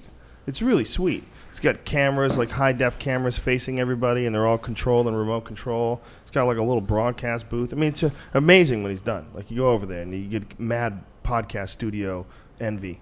Yeah. He took it to the next level. He's making it happen. Mm-hmm. We got to follow that. Did you have a nice time, though? Did you have a nice show? Oh, he was great. Everything Yeah, went he's a great guy. What'd you guys talk about? That girl, Alison Rosen's very funny, too. Oh, yeah. His little sidekick. She's cutie. She's hilarious. What do we talk about? Everything. Shit. Cool. Talked about pussy. Yeah. Talked about it was all these like like the hottest chicks in the world. Like they had some thing where they they were debating whether or not women belong in the hottest chicks in the world. Me and him have very different tastes. Like he was talking about Olivia Munn. Olivia Munn is hot as fuck. Beautiful. Okay, right? Yeah. That's about as hot as you can get. Right. Am I right? I agree. Okay. But he was like, I've been to her house. She's not really that. She's got smelly feet. She's okay. There's some girls, and he was talking about, some girls will walk into a room and just, everything just stops, and you just want to talk to them. Right. That Olivia Munn's not like that. I'm like, all right. Really? Oh, that's crazy talk. Whatever, son. Yeah. Olivia Mom is on my top 5, and she came out of nowhere. I liked her with Kevin Pereira on that show, whatever, Attack of the Show. But then I fell in love with her, and then she left the fucking show. Now she's Joey, hit that shit off mic. Let me tell you something. I had a great time in fucking Columbus last week, and in Cleveland. I just want to say it before I forget. In Pittsburgh, I really did. Yeah, me too. That fucking Columbus, man. There were some crazy motherfuckers there. Izzy, Rock, Jason, Justin, the guy that made us the fucking edibles. I still got some fucking candy left at the house. Fucking Cleveland was crazy. We're outside. That grog shop is a cool fucking spot, man. Fuck yeah. That's a cool fucking spot if you don't want to perform at the Improv. I got nothing against the Improv. But that grog shop is a cool spot in a cool part of town. Pittsburgh, it was an honor to go to fucking Pittsburgh. But, man, has the economy destroyed those little cities, man. Really? The bar we were at is only open when there's a Pittsburgh Pirate game or a football game, and it's across the street from the stadium. It's called Mullins. They were fucking great. The barbecue sandwich was great. And the guy was telling me that it's just people don't go to that side of town no more. Wow. Like people, this is not a 7-night-a-week industry no more, people going out. And in Pittsburgh, they go out to watch the games, they get fucked up, and they go there. And, I've been going to Pittsburgh for 30 years. It's amazing that you go to these cities and you see these people and you say to yourself, what's next for these people?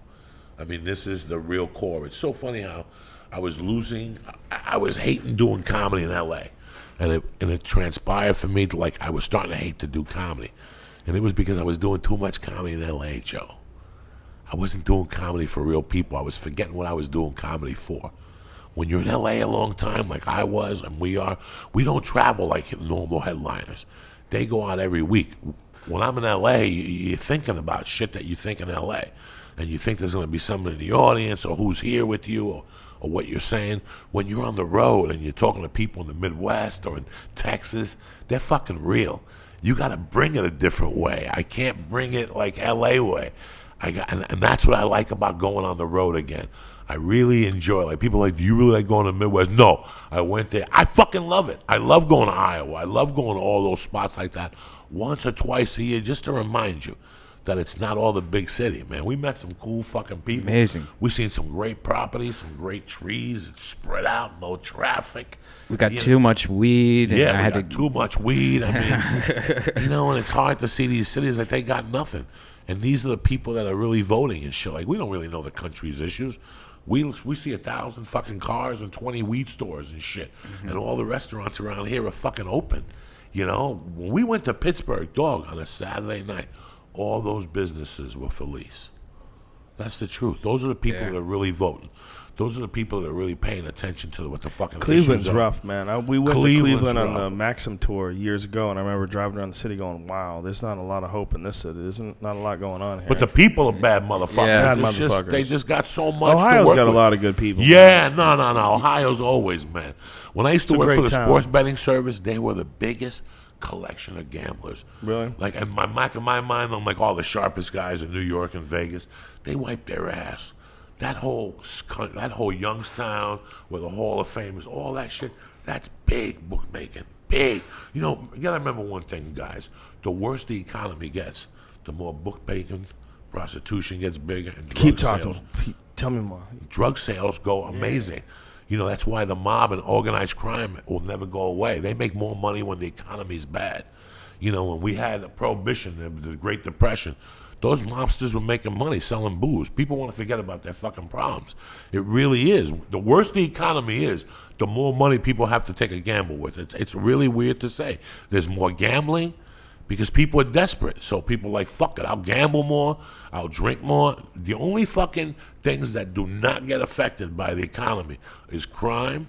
Think about it. Gambling does not get affected. Vegas is still booming. Every week we hear how, oh my God, we went to Vegas and there was nobody there. They keep building, aren't they? They're getting money from somewhere. Somebody's putting their bets in. It ain't me and you, but somebody's losing. Yeah, they're just banking on the fact that it's going to bounce back. And they stopped a lot of the building, though. Yeah, they stopped a lot of it. stopped a lot of it. I mean, everything. They were getting nutty. They were getting nutty for a while. They just opened a casino in Vegas when we were there. In Cleveland while we were there that weekend. And that's like another way for them to try to bounce back. Remember when Eva Longoria opened up like a spot? A restaurant. Didn't she open up like a nightclub or some shit? Yeah, a restaurant. It's still there. I don't Is know it? if she owns it. I don't drive by there. I'm a Beso. Is that what it is? Beso on Hollywood Boulevard. No. This is in Vegas. Oh, We're Vegas. talking about in spot. Vegas. Oh, I'm sorry. Yeah. No. Yeah, she had like a club or something.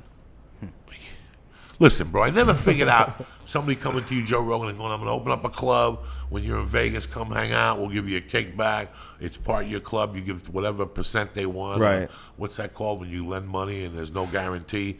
You give a certain amount. And the club, how much do you make from that? You got 19 fucking partners. That's why I told you specifically, and I know you don't like this shit, but you really got to watch The Pimp of Joe Namath. It's been on again on fucking HBO. The sports thing they did for an hour. That motherfucker had it so bad in New York that he finally said, fuck it, we got to buy a bar. Like, they had to buy a bar. Like, they got sick and tired of going out after games and spending money. Watch this documentary. It is brilliant. I watched it again the other day. I got to call They bought a bar in New York? Bought a bar in Midtown Manhattan. His fucking slogan was, I like my woman blonde and I like my fucking Scotch black. That was his dog, you got to watch this thing. And he's from this little town, and he just went to New York, bro. And, he got married at like 42 because he had to. Like, his knee was bad and shit. He couldn't sling dick like he had to. But he would have never got married. Like, this guy was a fucking dick slinger. He was slinging so much dick that he had to buy a bar. Like, to keep all his bitches in line. And then that they took the bar from him. You got to watch the whole thing. What is it called? Him and two CBS? Is it CBS? Is that what you said? What, the bar? Or no, the special that it's on HBO this month. HBO. It's on HBO. It's been on HBO for a couple months. And what's it called? It's just called Namath. Namath. And you're going to love it because you remember. It's not about football. It's about what this motherfucker, how crazy he was. and how he was just a good old boy, but he owned New York, bro. He just owned it. He just had it by the balls. But then they fucked him. They said he had to close the bar. They made him close the bar because Why did they make him close the bar? Because they said he had too many weird people hanging out in there. Too many weird people? Like, it's a bar. It's a bar, I know, but he had too many fucking weird people. So watch this special. You're really gonna like it. People that live above bars, what a nutty way to live that is. Or people that live in front above like food, you know, Yeah. like fast food, like that grease smell is just going to go right or up into Chinese your restaurant fucking, living yeah. downstairs. Yeah. Yeah, there's something dangerous about it though. You live on the You edge. live on top of the bar when you're a fucking alkie. That's the you only would. reason why you would live on the. In Jersey, you see, or in New York, you see all those bars with two dwellings over it. Nobody decent lives over a bar. They live over a bar because they know they're 2 minutes away no matter what happens. I've only known a few people that lived like in Midtown. You know, like when I was struggling, I only know a few people that where I got over their apartment and get to see like how they lived. But like living in cities like New York where you get like studio apartments, that's a weird life, man. It's weird. You enter into a door, you open the door, you got like a little space, and it's like a tiny little sink, and there's like a little hot plate.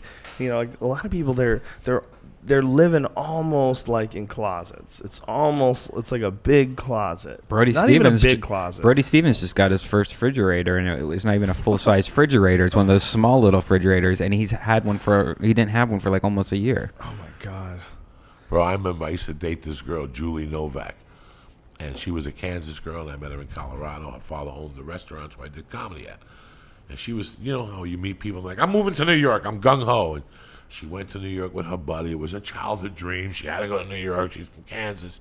They went to New York and they moved to 15th Street, up the block from Manhattan Honda. 15th, like in 9th Avenue there. They were paying $1,800 a month. This is 1994. It was just what you said. You open the door. It was a combination, one room. $1,800 a month. $1,800, one room, a TV with a fireplace that didn't work.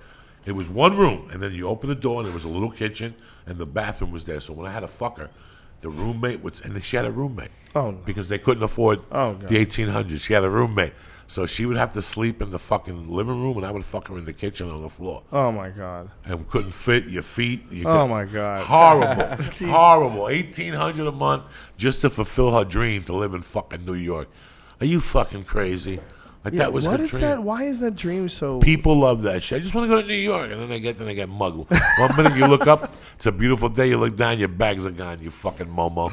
But what is it about? I guess there's something about being able to tell people that you live in the city. In Manhattan, or you lived in the New city. York, or whatever. Yeah.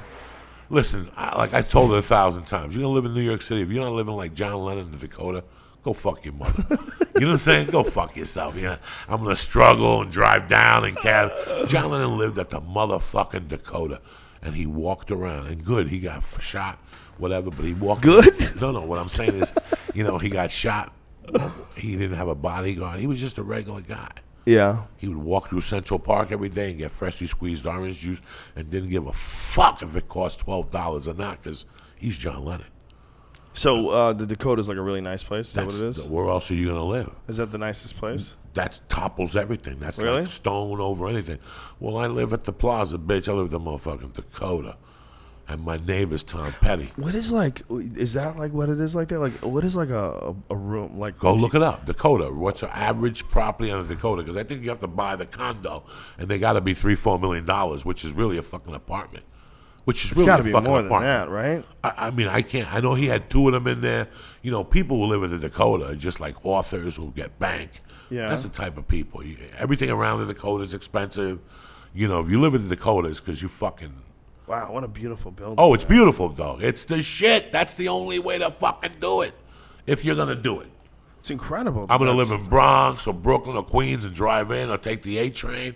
Fuck you. I'm staying right there in the Dakota, right Central Park. Isn't that weird if you think about it? What that building is? It's like a safe for rich people. For rich people. It's like inside that safe. You crack that safe open. There's a bunch of rich people in there. I mean, that's what it is, and it's right there on the street where all the poor people can drive by and look at all the rich. Like inside there, well, all they have to do is say, "Well, you know what though? Society, is functional and there are police officers, so it's not feasible that we go in and just take all the stuff out of there, so we'll just leave it alone. But they know where the stuff is. The stuff is all in that room, that big box. That's a big mousetrap of rich people. That's all that is. It's a bank.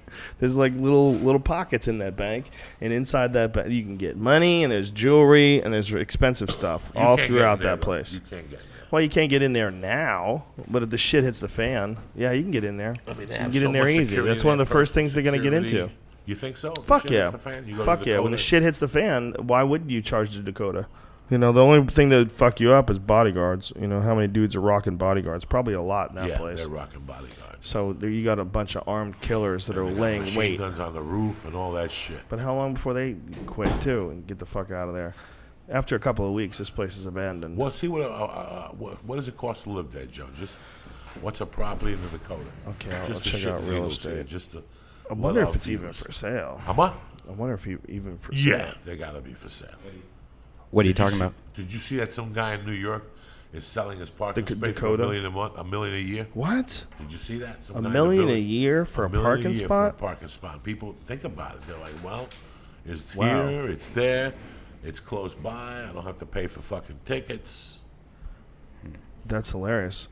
Apartments for sale at the Dakota. New York City, Manhattan, condos. One of the most famous residence buildings in all of New York is the Dakota. It was a bold building when it was first developed. Built so far north of the pulse of the city at the time, citizens snickered and nicknamed it the Dakota, a reference to the states of North and South Dakota, which were very far away from New York City. Isn't that funny? They nicknamed it the Dakota because they thought it was too far away. Meanwhile, this crazy city has built up so much, and now it's actually in the heart of everything. It's the heart of everything. Isn't that weird? That is weird. New York City must have been like way smaller back then, I guess. Obviously, yeah, it has to have been. Yeah, I mean, it's a crazy place, man. Every time I go there, I fantasize about living there for like short periods of time. But I don't think I could do it. I would freak out. I would have panic attacks. It's too much. You gotta like realize that you're getting interaction. You're definitely getting something off of those people. You know, I don't know what it is, but I know there's a difference between the way I feel when I'm standing on a mountain and I look out and I see fields and I see like clouds and I see, you know, birds flying overhead. There's a different feeling than when I'm on the 405. When I'm on the 405, there's a hive of humanity and there's some residual effect that you get from all these people. There's a different feeling that you get when you're in a city. There's an awareness of humans. Collective stress. Yeah, there's something. It's like it's pheromonal, whatever the fuck it is. It's in the air, man. It's not as simple and as innocuous as if you're not touching me, you're not affecting me. I think we're affected by our environment in some strange way. So that's why I don't think I could do New York City. When I was at my mom's house this weekend, and she lives in the middle of nowhere, like just farms. Like across the street from her is a strawberry field, and it's just in the middle of nowhere. And at night, when I was sitting in my car waiting to go inside her house, I was just like, it was so quiet and so like the stars and it was like I would not have any stress if I got to come home to this. Yeah, it's different. It's craziness. It's different. You close your door, you hear cars driving by your street. You know, you might hear your neighbor. You got wizards. Wizards are in the neighborhood. You realize, how much unnecessary shit you have to deal with. How much unnecessary stuff is inside your head. You know, what it's all about. You know, it's all about. This life is supposed to be about enjoyment, right? Mm-hmm. It's supposed to be about having a good time. Mm-hmm. It's not supposed to be about dealing with all this extracurricular nonsense. And we shouldn't have to have so many fucking people around us. Like, we shouldn't be living here. This is silly. Like, why live where there's 20 million people? This is where you find it. It's really weird when you talk to somebody like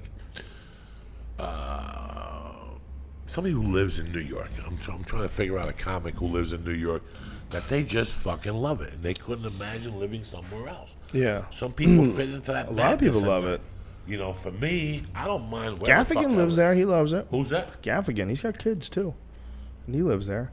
You know, some people, they find a good place there. You know what? I saw a fucking crazy picture of Anderson Cooper. Mm-hmm. Anderson Cooper lives in a firehouse. Does he really? Yeah. Like the Ghostbusters? Converted firehouse. Oh, dude. Yeah. How awesome is that? Yeah. Well, it was a stupid fucking thread on my board where people were talking about Anderson Cooper being gay. Like, who gives a fuck if he's gay? Who cares? Unless you want to fuck him or he's trying to fuck you. What do you care? Can you imagine bringing a girl home and like I'll be right down and like coming down like on a fire pole where with a bottle of champagne. Yeah, there's images cocaine. for it. I guess you can see the actual place. That would be the ultimate podcast studio, fucking making it out of a fire station or something. Something weird along like those that. lines, yeah. You know what would be the ultimate would be that missile silo that that drug dealer had in that right. Vice documentary.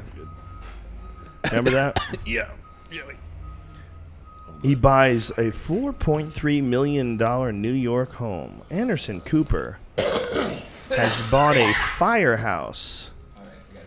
The 8,240 square foot home. Wow, that's a huge place in Manhattan.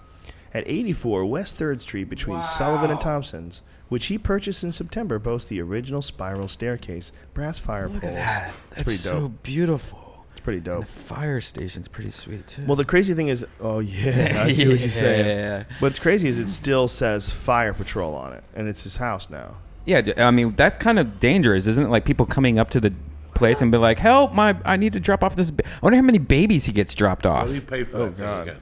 What if Anderson Cooper comes out of his house every morning? There's like 2 babies, and he's like, "God damn it again!" $4.3 million. That's why it's it amazing. says fire, because somebody's getting fucked in that motherfucker. When Fire? you pay 4.3 for a fucking fire truck house, see if they left the fucking fire engine down. So that's a pussy magnet. Well, I think it's or an been asshole magnet, whatever it is that you like. It's an asshole magnet. I think it's been converted. I mean, I think inside it's pretty dope. It's more than 8,000 square feet. That's a big fucking house in New York City. Fuck yeah. In New York City, that's enormous. But there's all these cool photos of it. It's pretty dope, man. You got to be creative. That's as creative as it gets. An old fucking firehouse. Yeah, he bought a They firehouse. guaranteed. I'd love to know if they left the poles inside. Oh, they did. So he could fly down the fucking pole. I know I would. That's part of the deal. And I'd have the Batman thing to shoot you right back up. You Fuck gotta the fly down stairs. the pole. You gotta fly down the pole. Yeah, you got to fly down the pole in the morning when people He's come got a over. garage, man. How about having a garage in New York City? Who the fuck has a garage? He bought a house with a garage. Now, see, I would live in New York City if I could live like that. That's No, dope. there's only one way to live in New York, guys. And that's with a lot of fucking geeters. Because Yeah. it costs a lot of fucking geeters to live in New York. Yeah, a lot of geeters. if you're super rich, you could pull off Who living gives there. a fuck? I take a cab everywhere and freshly squeezed and bagels for $20. Who gives a fuck? Well, a lot of guys just have drivers. Those super rich dudes that have like penthouses there, they just have like a driver. You know? Look at that place. That's his house? Yeah. Whose house? Anderson Cooper. Oh my God, that's This dope. is, I think, with the people that lived before or when it was on sale. I'm guessing. Oh my God, that is fucking killer, man. What a killer house. Yeah.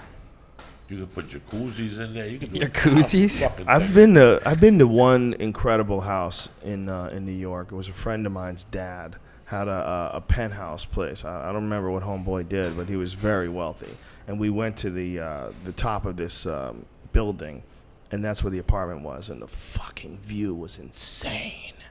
It was insane. He was just in the middle of all these giant buildings. They were all lit up, and he had this enormous glass opening, like his window. He was on a corner. He had a corner penthouse, and it was staggering. Like you would look out there and you just go, wow. Like you kind of get it. It's like they get to live like in a science fiction movie. Like every day they look out their window. They're on the 90th floor of some fucking building or whatever the hell it is. You know, I don't know what the highest building is there now. But I mean, if you're on the 50th, 60th floor and you're looking out and seeing all of Manhattan and you're like in the heat of it, it is kind of crazy science fiction, man. If you were like really into that, like, man, I could see. But I think the baddest house I ever seen was a Maroon Creek, Maroon Bells in Aspen, Colorado. We were building a house. I was working for an electrician and the guy next door. We became friendly with him, and he would show us. This guy was like a movie producer. Don't ask me who the fuck it was. He built the house from scratch. But I could tell then he was kind of off the chain, like not a junkie or nothing. He had man-made hot springs in his yard. Like you would walk away under the moonlight, and he had them like 40 yards from his house. He had like 4 different ones. It was just amazing, the view he had of Colorado looking down from one of the top cliffs up in Maroon Bells. I mean, it was fucking, it would take your breath away. It would really go like you would fucking. It would take your breath away. That's really weird to see that. Yeah, views are worth a lot. Views are worth a lot. Yeah, to me, views are huge. You know, some people don't care. They'd rather just be in a nice neighborhood or whatever. I like looking out the window and seeing shit. When I look out the window and see shit, it's inspiring. Like that was like one of the best parts of Colorado. One of the best parts is being able to look out the window and just see the mountains and the trees and the. You know, if you could look over the ocean, you see that's like the best view, where you got a little bit of mountain, a little bit of ocean. You can just stand there. It's like you're looking at the greatest natural art ever created. Like, and one of nature's most beautiful and wondrous accomplishments is the beauty of nature itself. Looking at mountains, looking at the water, looking especially at from afar, looking at the all of it together. Like when you're flying into Hawaii and you can't even believe how beautiful it is. Like, look at this fucking place. Look at it. It charges you up just with its own natural beauty. But even Malibu has natural fucking beauty. Malibu's staggering. Fucking beauty, you know. Columbus, I seen some shit. The trees, the way they were cut. You ever look at Columbus or Malibu real estate? Have you ever looked? No, just Jesus driving Christ. around there. You go online and Google like Malibu real estate and see some of the houses for like $60 million. You're like, what? But then they have Where is all this money coming from? Who are all these people? How many rich people are there? Like, Jesus Christ, here's some people buying up $60 million houses. I know we talked about this a long time ago on that podcast, but I don't know if we had video back then. But, like, remember Mike Tyson's abandoned mansion in Southington, Ohio? And, like, people in Ohio would just break into it because he abandoned it. And it would, like, it was still furnished, and it was like he just left it. And it was really creepy, like, because the water, the inside pool had not been treated for a long time. And like, look at this bathroom. This is like a crazy shower. Wow. And they had there's zoos. the cages for his animals. Cages for his animals in the back. And then they had like his own basketball court, Team Tyson. And then remember that was like Don King got him into all that Team Tyson shit. And look how nice it is outside in Ohio. Can you imagine that would all be yours?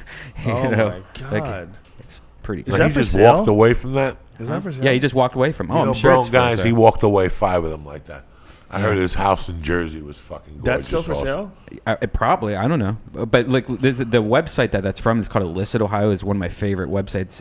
It's just abandoned shit in Ohio. Like, look at this old music school where it's just a bunch of keyboards lined up. And is there a lot of abandoned shit in Ohio? Oh yeah, this is just a guy that he's fascinated with it, and he talks about like the old penitentiary.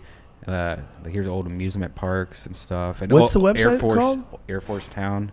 What's it called? It's called Illicit Ohio. Illicit Ohio. ILLICIT Ohio.com. Wow. Like, here's an Air Force Town, what a cool which is blog. Yeah. And well, what is that? A broken roller coaster? What are we doing? Yeah. We're just watching things. now we're the conversation is actually eroded to us like scrolling through it together. But Mike Tyson's old house, I wonder if you would be creeped out if you bought it and you knew that like Mike Tyson would just gorilla fuck chicks in every room of the house. No, it probably has a lot of positive energy in it. You think so? Oh yeah, except for the Brad Pitt energy. Oh yeah, that story's hilarious. That's Joey Diaz is crumpling in the background, ladies and gentlemen. What's up, guys? What is that? Story? Is that How many of those fucking popcorn? houses do you think Mike Tyson walked away from? Probably a bunch, right? 7. How much did he make? He must have made like $500 million or something crazy, right? What did the guy rob from? Because everybody says that guy robbed. Don King, yeah. Who knows? Who knows where it all went? Isn't it crazy though when you see that story like repeated over and over again throughout history? You know, guys make a shitload of money and then it all goes away. Then they got none. I mean, it happens so often. He had no idea how much money he had. Well, he was living so crazy. He was giving away Bentleys. Remember that? He got in an accident with his Bentley and he gave it to the cops, and the cops got in trouble. Like, you can't like just accept a Bentley from Mike Tyson while you're on the job. He had no idea what they just told him. He had $80 million and go. Why can't he fucking just accept the Bentley? That's fucked up for the cops. Because the cop could have sold that Bentley and not worked for like 5 years. Like, quit. I'm just gonna live off this Bentley money, bitch. Right. And they sell that Bentley for $250,000. They're worth a lot of money, aren't they? Especially the convertibles. He was so crazy, he was just crashing them and giving them away. He's going to do a one-man show now in Vegas. Yeah, I heard he's already doing it. I heard it's amazing. He's already doing it? I heard it's amazing. It's amazing, bro. That guy could tell a story like and don't even get him into boxing. If he just tells show 10 in fuck, Vegas. What a great idea. he's a savage. That guy's a fucking savage. Joey Diaz, we need to get you a one-man show in He Vegas. could you could just Would you be willing to do that? I could do everything. Would you be willing to do a one-man show No, in not Vegas? in Vegas. I got plans already, dog. Don't worry about it. But he's the type of motherfucker that you could just let him go for hours, just about the trainer he had. And then he has 6 chapters that you could go 12 hours on. What's the original guy that adopted him? Customato. Then he went with Teddy Alice. And then his days with Don King. Then his days with that fucking skank from Saved by the Bell. Then his 2 years in fucking prison. Then when he came out to the guys that kill brothers, what's with the bow ties and shit. Remember, they were guarding him for a while. Then 2 years ago, he's smacking somebody in a fucking movie. Do you understand the different extremes? Not to mention he lost a little girl. Not to mention he's fucking Mike Tyson. And people look at him sometimes and you may judge him, but that guy's Jimmy is fucking deep. Deep. And when you watch that, we both watched that Tyson biography together, didn't we? And he said some shit in the beginning that made you fucking think about Mike Tyson. I remember we watched in a hotel room somewhere. He said 2 or 3 things that you're like, you know, what the fuck? You look at that guy, he's as intelligent and as deep as can be. He'll figure you the fuck out. He was beating fucking people up. I just watched him against Irish Pat Murphy or something. He's a killer. He was a The killer. guy was a killer. When he was at his best, we talk about him all the time because when he was at his best, it was a force of nature. He just had whenever someone can summon up intensity that other people just can't match, it's always fascinating to watch. A guy who just raises it to the next level, and that's clearly what he did. He came along and just took it to another place. Like everybody was like, "Whoa, we'd never seen intensity like this before." Had 8 chapters right in front of our eyes. Yeah. How many boxers do you know that went to prison in the middle of their career, or football players, true. and now they're making movies? Yeah. This guy and didn't go went to in, prison under like some pretty shady circumstances. he went in there for fucking rape. Yeah, a girl who had already had falsely accused someone of rape. She was only like 19 years old, and she had already before him falsely accused somebody, and they still didn't get him off. And their defense was so crazy. It was like, what do you expect him to do? Look at who he is. She should have known. She should have known that if she's going to be alone with him, he was going to fuck her. Like, that was the defense. Which is, you can't say that. That guy has can't thrown do that. away more money.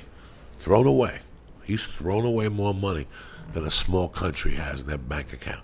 Oh, yeah. He's sure. pissed through more money than 10 people live through in a fucking lifetime. You know how interesting that guy would be to get him stoned by mistake? Like, just to give him a hit of fucking some OG Kush and let that motherfucker go. Just let him go. Just tell him just about 3 of his boxing fights and what led up to it. Yeah. What happened in Japan against Buster Douglas. You know, so I wish him all the luck in the world because that's a true motherfucker right there. We watched that guy come, go again. His daughter died 2 years ago. Not many people could bounce that back from that, bro. Yeah. You know, and he's really trying. You know, I used to see him at the YMCA. But for all the fucked up shit I used to see him try because they had him in a rehab up there, he was always pulling over and teaching a kid how to throw a punch right. You know what I'm saying, dog? And that's what it's all about. He would always stop and walk past the boxing thing, and if he'd see somebody, he'd go in and go, let me help you. He would hold the bag for you. World fucking champion, hold the bag for you one time. He can still talk, too. He doesn't have problems forming sentences or anything. He doesn't have, like, speech issues. So if you're going to do a one-man show, that's the last thing you need. That's the saddest thing about boxers, man, is you watch a great one, and then you watch him in an interview later in his career, and you hear him slurring his words. You're like, man, he paid a big price for that life, that wild life of his. He paid a big price, and now we're sitting here watching it. But some people, man, that must be maddening to know that, your career has forced you to, in your later years, not be able to communicate right. But do they know it? They know it that they can't communicate right? Yeah. Or what's in their mind? What's in their head, really? Well, I think there's spectrums. There is a spectrum, rather. I think there's a broad range of brain damage. But I think a lot of them don't know what the fuck is going on. Like, that was the thing about the HBO football special. They were talking about concussions. They showed a lot of these guys later in their life, and they didn't know what was going on. These poor guys were, like, delirious. They just literally, their wives would just guide them all around. Their wives, it was like they had a child. They had a child they had to take care of. So there's a broad range with football, of trauma related. Listen, bro, with football, I don't blame it all on the fucking the head trauma. Mm-hmm. I blame it on your body getting hit by a truck. For fucking 10 years, you're getting hit by a truck 7 months of a year. That's reality. How much abuse can your spine take? Mm-hmm. How much abuse can your organs take? It depends if it's the sexual fucking abuse. shots. The shot that I'll give you if you're standing like this getting the ball. When the guy goes like this, waiting, and he grabs yeah. the ball, and he gets it, and I come from the fucking Oh, left Jesus. or the right, and I give you in the kidney. Oh, so Jesus. I don't blame it all on the fucking headshots. It's got to be a motherfucker to put your head down and to hit somebody, even when it doesn't. Your spine, something's got to be, and that controls, bro. That controls. All the electrodes, that controls all the shit in your body, that little spine. Yeah. I've told you many a times, the last 2 years before I stopped doing blow, at the end of the night, my fucking spine would hurt. The top of my fucking neck would hurt. It would give me little voltage, like zzz, zzz, zzz. So I knew it was starting to fuck shit up, and you can't talk. I can't imagine, but I want to know if they know what they're going through. I want to know if you sit them down and go, how do you feel? And if they would say to you at times, I want to express myself, and I can't. Yeah, I'm sure they can't. I'm sure that's exactly what they would tell you. That's got to be a terrible fucking feeling, man. It's got to be terrible. I see somebody like Vinny Curto, who I know, he's been punched in the head 80 fucking times, I could talk to Vinny for hours. I talked to him last week for like 45 minutes, and he'll go from sentence to sentence, and it's amazing how he remembers certain things, and I'm very impressed by it. But at the same time, when I hang up the phone with him, I'm sure that there's another 1,000 things that he's forgotten. Right. For the 20 that he's remembered, he's really forgotten 1,000. Yeah. So I might think he's sharp in that. That's all he remembers is a handful of that stuff. You get compromised. There's a certain amount of compromise you're gonna get if you're involved in kickboxing or contact sports or football. Any time where you're getting head collisions over and over again, you're gonna pay a price. It's like, how much of the price you're gonna pay? Is it just gonna be like a weird little achy thing, like like you might get like a hurt wrist? Is it gonna be like that in your brain? It's like, that's kind of annoying, but not that big a deal. Is it gonna be that, or is it gonna be something really serious, where your mouth doesn't work right, or you can't formulate certain words, where you struggle to try to put together a sentence and you forget what you were talking about right in the middle of the sentence, and you're not even high? Thank you. Thanks. It's really weird how I know from two ways. I know from riding a motorcycle and falling off and banging my head a few times. Oh. I know from getting hit in the head a few times. And I also know like how you feel the next day. You get hit in the fucking head when you're not used to it. Not that you feel terrible, is what you feel. You do feel a darkness in your skull.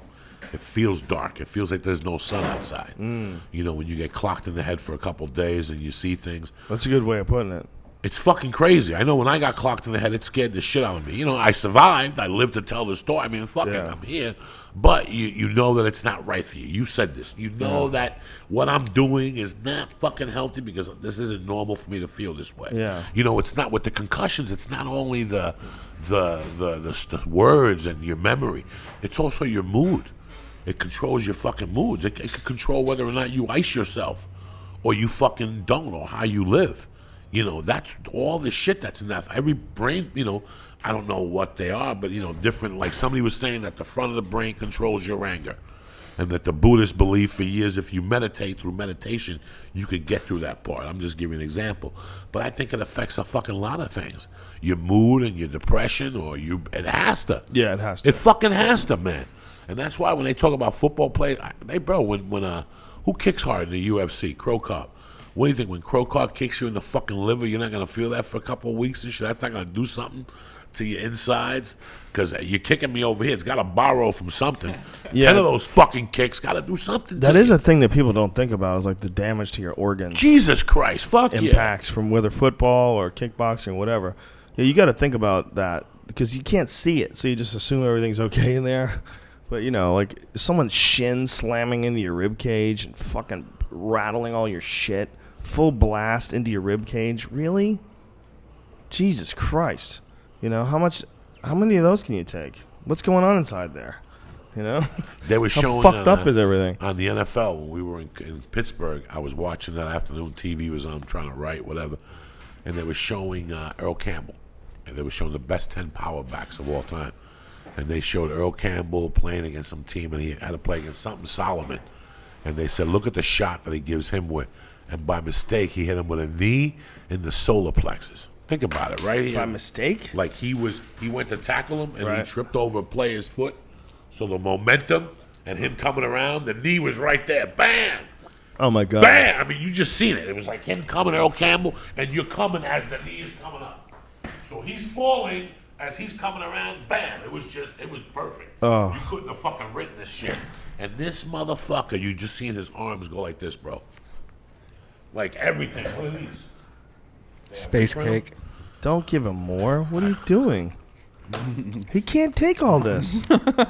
No one can take all this. He just ate a whole bag of popcorn. This is incredible. I'm the king of swing, bro. That's amateur shit. That popcorn. Amateur Don't put it shit. up there. When you call me crying in an hour from now, Joe Rogan, You should see I want to talk to you. Dana Dierman. We did this podcast the other day, and she ate a whole bag of that popcorn. And by the end of it, she was so gone, she couldn't even. I had to call her because I was so worried about her. Like, we stayed here for a bit until she came down, but. Wow, yeah, you got to get someone some coffee or something, right? Yeah. What do you do I don't with know. that stone? With that stone, you just got to ride it out. Yeah. There's nothing else. You just got to ride it out. It's like a piss test. Yeah. For you fucking amateurs, don't be playing with those edibles. Fuck It's no, time. they're dangerous. Edibles are danger, my friend. That is not regular weed, folks. That's not regular weed. You gotta understand that. It is gonna affect you a lot differently when you eat it. I was just hungry. That's the So only you reason I ate ate it. I'm gonna be talking to two fucking space cadets in about 40 minutes. Fuck that. Fuck that dog. I haven't eaten an edible in a couple of days since Columbus. So you just ate a whole bag of popcorn and one of those. You're gonna be crying in 1 hour. Dude, remember those cookies that guy gave us in Columbus, Ohio, and you ate them right before you went on stage? Did you start feeling it while you're on? I remember you saying something about it while you were on stage. I felt it a little bit on some. You know, whenever you eat an edible and you go on stage, you go to yoga, you go to jiu-jitsu or whatever, the edible sits in you. But once that adrenaline mixes with the edible, you've got a different type of fucking savage in there. How about our friend that gave us those cookies in Chicago and you had a mild heart attack from them? What happened? This was a couple of years ago. We did the one Chicago club where that's very white. Yeah, Remember my we came 40th out birthday. You came out to Bob Yeah. Marley. And it was crazy. This guy gave me these fucking cookies that were in a wrapper. He brought them. And I ate 2 of them. They're life-changing cookies. Oh my God! The next They were day, life-changing. The next day, I had like an off beat in my fucking heart, like I had like a heart murmur, you know. Oh, And 3 days later, I went to the doctor. and They're like, "Yeah, you had something, dog. What the fuck did you eat?" Oh my God. Like you had a mild heart attack from a cookie. I'm telling you, dude, they were not regular cookies. I don't know what was Ari going ate on. them later. I don't know That what dude the guy put heroin did. in something. He put those weren't regular cookies. There's a point. There's a point where I could tell once there were these cookies I was eating for a while. I'm not gonna say from what place. So I found out a year later that the dude was putting Valiums in them. What? Now I Valiums? knew In that the these cookies? cookies were doing something to me. Whoa, I what knew an for a asshole. fact that these That's fucked cookies up. were doing something to me that nothing else was doing. I've been around the block, so I could feel it. I know Wow. the difference between eating like a cookie and So he knew that he was going to get people hooked on his he was cookies. saying these are the strongest fucking things, guaranteed. And then What when I an got a call asshole. one day, I got a call one day. Somebody went to the fucking hospital. Oh, That's how he got wow. busted. What an asshole. And the guy was like, "Bro, you don't have THC on you. You can't be What this an asleep like this." Asshole. Wow, that's that's the thing about having marijuana all shady and semi-legal the way it is. You know, there's a lot of fucking disreputable folks who are gonna get involved in this just to make money. You know, think about like pot's good, man. Yeah, pot's good, but when people are selling it, you're gonna get people that are just trying to make money. They're not like pot advocates per se. Some of them are just in the business to make Listen, money. edible business, people don't stick around for that long because you got to put too much weed to kill They get motherfuckers raided, in it. too. Well, the whole thing is it's got to be a one-shot operation. So it's got to be a store that buys 3 pounds, they trim it, and whatever they have left over, they make the edibles with it. If you go in to buy weed to make edibles, you're going to lose money. It's not going to work for you. You make it from the trimmings and the fucking seeds and all the fucking stems, and that's how you do it. That's how you do it? That's to do it to be profitable because it's But it one-stop doesn't have shopping. the same impact? What do you mean? Yeah. It's all the same strength. So the stems have the same amount well, of not THC the stems, as but all the leaves bud? and all that shit. You put it with the butter, and you still get the butter with the same high THC ratio. Really? From Yeah, the leaves? it's the same from the leaves. They trim it with the leaves. That's all made from leaves, dog. You know, when they tell you, oh, yeah, what do you think? They take a beautiful bud and throw it in there? They take the leaves, they trim it. When you buy, okay, let me give you an example. That grinder you have. Right. That grinder you have has two pieces. It has a piece for the weed, and under the weed it has a piece for kush. What does it call it? Keef. Oh, Keef. Okay. Yeah. See how much keef you got in there. There's a lot. Is there a lot? Okay. This is what you do. When you go to a weed store now, before they give you that weed, they beat the keef off the weed. They do? That's how they sell keef. You bring weed home from a weed store now, there's no keef on it. Yeah. Then you could get 25 a gram for that shit, 30 a gram for that shit. The place next door is one of those schools that teaches you how to grow weed, and like you can have like up to 7 plants or something like that, and that use their lighting, and you just go a couple days a week or whatever to check on your plants. It's kind of cool, but they just bought an extraction machine. And so now they can extract the weed into like the weed juice, where you can just like this guy it's showed all over. This Obama, guy, I love you. Yeah. I love you, Obama. Brandon next door showed me he has a syringe, and it's just a syringe of like liquid, and you just drop it on a fucking bowl. They're gonna take it intravenously. How long before someone takes that intravenously? Oh no, not a syringe like that. It's a syringe just to drop like a little drip on your nugs. I understand what you're saying, but I think how long before someone takes that and shoves it into a vein? Oh, totally. Listen, in 1 year you will not smoking reefer will be obsolete. 1 year? In 1 year, 60 smoking reefer. That's like 2012, Joey. Smoking reefer will be obsolete. Really? Between these things? Because this is the first one. That's predictions. If this is the fucking first one, the next one's going to be half the size. Yeah. Right. Okay. And the next one's going to be in your fucking iPod.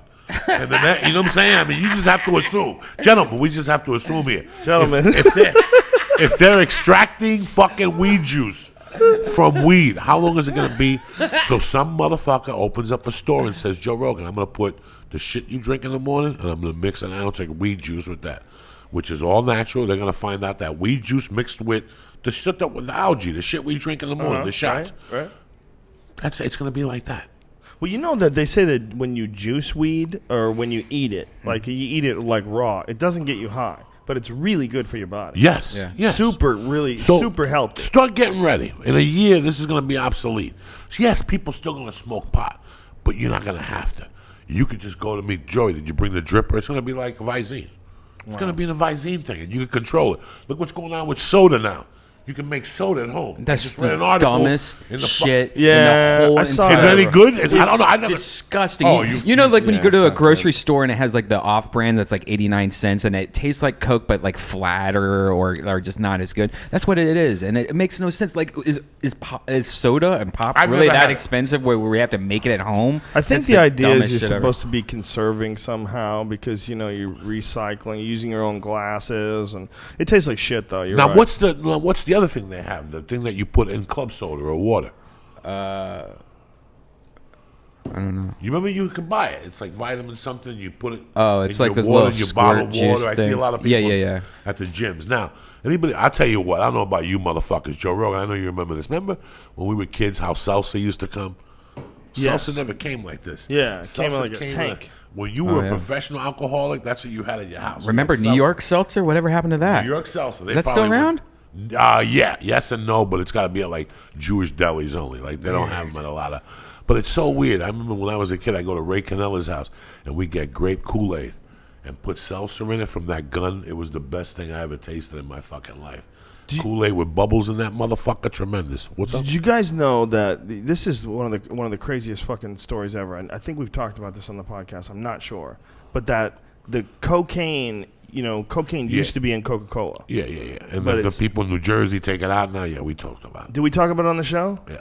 That's how nutty is that there's like billions of dollars in cocaine being made by a company that extracts it from the leaves they use to make Coca-Cola. Dog, cocaine never ends. It never. Like I said to you, it's the whole business. Once you tap into the whole thing and you learn how to control, all right, the cartel in the 80s, Pablo Escobar, those guys there. When they were processing coke, that's what they were doing. They weren't selling it. They were getting it and selling a kilo for $6,000, and what you did with it was your business. Okay? That was how it started. Then they said, wait a second, we're going to become partners and get some of that from New York, wherever we're taking it from. So instead of selling a key for 8 from now, we're going to get 16. We're going to get 20% of their profits. Okay? And then they said, ooh, that's some good money too. But they were paying people to transport it. So I would come to Joe Rogan Inc. and go, Joe Rogan, every week on Tuesday, you're going to transport 2,000 kilos at $5,000 a kilo. Okay? That's it. We're going to do that to you. And then they did that. Then Carlos Leder got out of prison and went to the cartel and said, this is what we're going to do. I'm your new fucking partner, 50%. You're going to process it. You're going to do this. I'm the one that's going to take it up to the States, sell it, set the pricing, control the routes. He got the island off the coast, whatever, and he got the island there. So now they ran it from A to Z. You follow me? They controlled it from A to Z. They just weren't coke dealers no more. The same thing's going to happen with this weed. The same thing is happening. That these guys are getting a pound, they turn half of it into keef, they turn the other half into edible, and the other half they sell at 20 a fucking gram. There's no loss in weed. When they take the stems out now, they'll just throw that into mixing the edibles. Did you hear about the weed they found floating in the ocean? Oh, please. But it's Mexican weed, so ain't gonna do nothing. Nobody cares about that. I didn't hear about it. Yeah, You didn't? Yeah, they found like billions. Oh of my pounds God! of weed floating in the ocean. 2,000. Yeah, 2 tons or something like that. Yeah, hold on. Right off fucking Mexico. Was it dumped from like a plane, probably? I guess. Probably. Could be, right? Yeah. They might have been running out of gas. They had to toss it overboard. But listen, we're growing the best weed right here. Why is it even on the ocean? So where was it coming from? 180 bales. Oh my God. 8,000 pounds of weed. Holy fucking shit. 180 bales of weed found floating in the ocean. Now, what do they do about that? Do they have to burn it now? They take it, they put it somewhere, and then when they do the big cookout, they'll burn it. Well, listen, they have medical marijuana. Why doesn't the government sell it? We could use that money. Well, first off, they found the bales. How much water got into those bales? Sell it cheap. Let me tell you something. I've smoked fucking weed that's been dried from bales in the early 80s. Really? Fucking horrible. It tastes like salt water. Oh, really? It's fucking horrible. The things explode and the seeds in it. Listen, that weed's got seeds in it. We don't want to do, but that we could use that for edibles. But the thing with that weed is they'll take how many bales? 180. By the time they burn those bales, the government gets to burn, there'll be 92 bales left. Really? You think they'll Because try to every sell week that somebody will stuff? come and tell, oh, please. So what about the salt water and all that shit? Some poor soul will fucking smoke it. You know Some poor soul in like North Dakota where you can't get good some weed. Some poor fucking brother that likes to smoke blunts and make videos at his house. What's the hardest spot in the country to get weed? Where's the hardest spot? In front of the Capitol. In front of the Capitol? Right in front of the Capitol. That might be the easiest. I know you ain't going to get no weed at the fucking White House. I think you get weed everywhere. I think now in this country it's wide open. Could you go on the streets like the old days? I think if you had to, yeah. Hey, dude, pull up Penn Jillette's rant on Obama and weed. Penn Jillette fucking nailed it.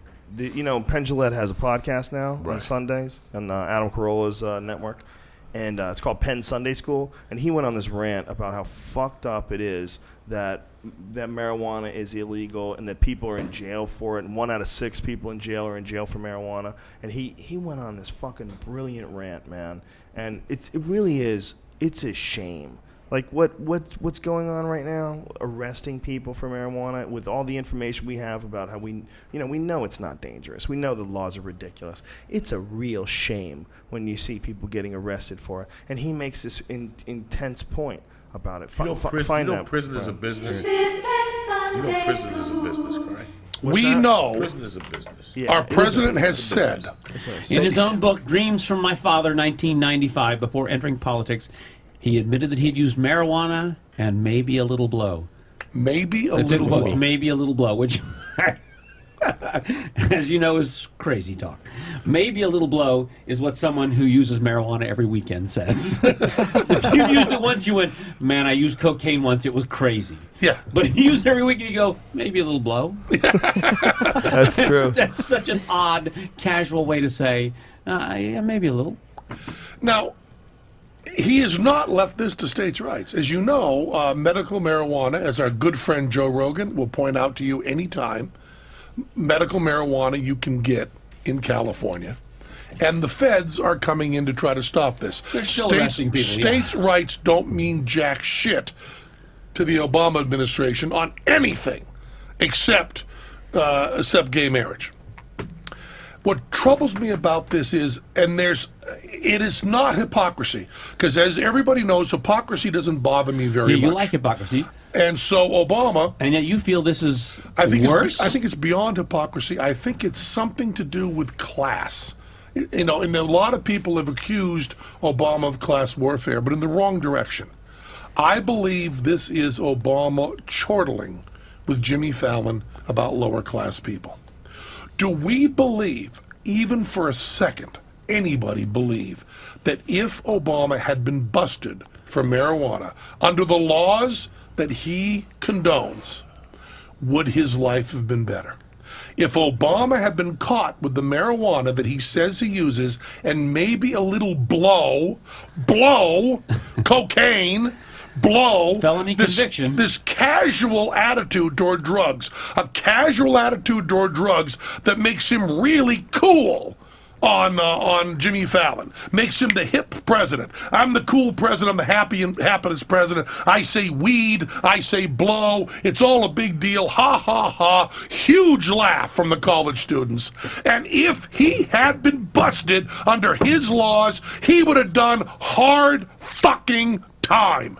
And if he had done time in prison, time in federal prison, time for his weed and a little blow, he would not be president of the United States of America. And he would not have gone to his fancy-ass college. He would not have sold books that sold millions and millions of copies and made millions and millions of dollars. He would not have a beautiful, smart wife. He would not have a great job. He would have been in fucking prison, and it's not a goddamn joke. People who smoke marijuana must be set free. It is insane to lock people up. Now, people bust me all the time for carrying on about how I've never had a sip of alcohol, never had a puff of marijuana, never done any drugs in my life. They say, why do you always bring that up? Well, maybe in this case it's okay to bring it up, okay? I've never had a puff of marijuana. I've never had maybe a little blow. I've never even had a glass of wine. All right? None of that shit. But the people who do any of this stuff do not deserve to be in prison. Throw some numbers at me, Godot. 750,000 people in jail for victimless crimes, a great number of which are marijuana. 1 in 6 people in jail are there for marijuana. Not 1 in 6 people of victimless crimes. No, 1 in 6 are for marijuana. 1 in 6 people in prison. 1 in 6 people in prison. It's a brilliant rant. 1 in 6 people in prison. Talk about it all the fucking time. Pendulette. Listen, I just love the rant, and if you want to listen to Pendulette Sunday School, he's fucking amazing. I want to meet him so bad. We didn't figure this out 10 years ago. I know, but come on, that's a great rant, Joe Diaz. What are you wasting my time with this shit for? I'm wasting your time? I came here to talk to you, dog, not to see this fucking guy. You know me, dog. Well, we're talking to you. Well, I'm talking to you right now, Sexy. Talking to me about what? It's a business. What the fuck do you want? Nobody knows prison's a business. That's what it is. It's a fucking business, guys. It's important when a guy like Pendulette. That's great. It's important. Guy. You break the fucking law, you go to jail. You sell weed against the law and 10 bails, you get caught, you go to jail. I went to jail. I'm responsible. I learned how to fucking. That's it. What are you gonna do? There's a law. You cannot fucking do it. You're gonna go to jail. Jail and prison are a fucking business.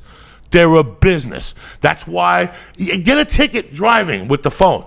How much they tell you it is?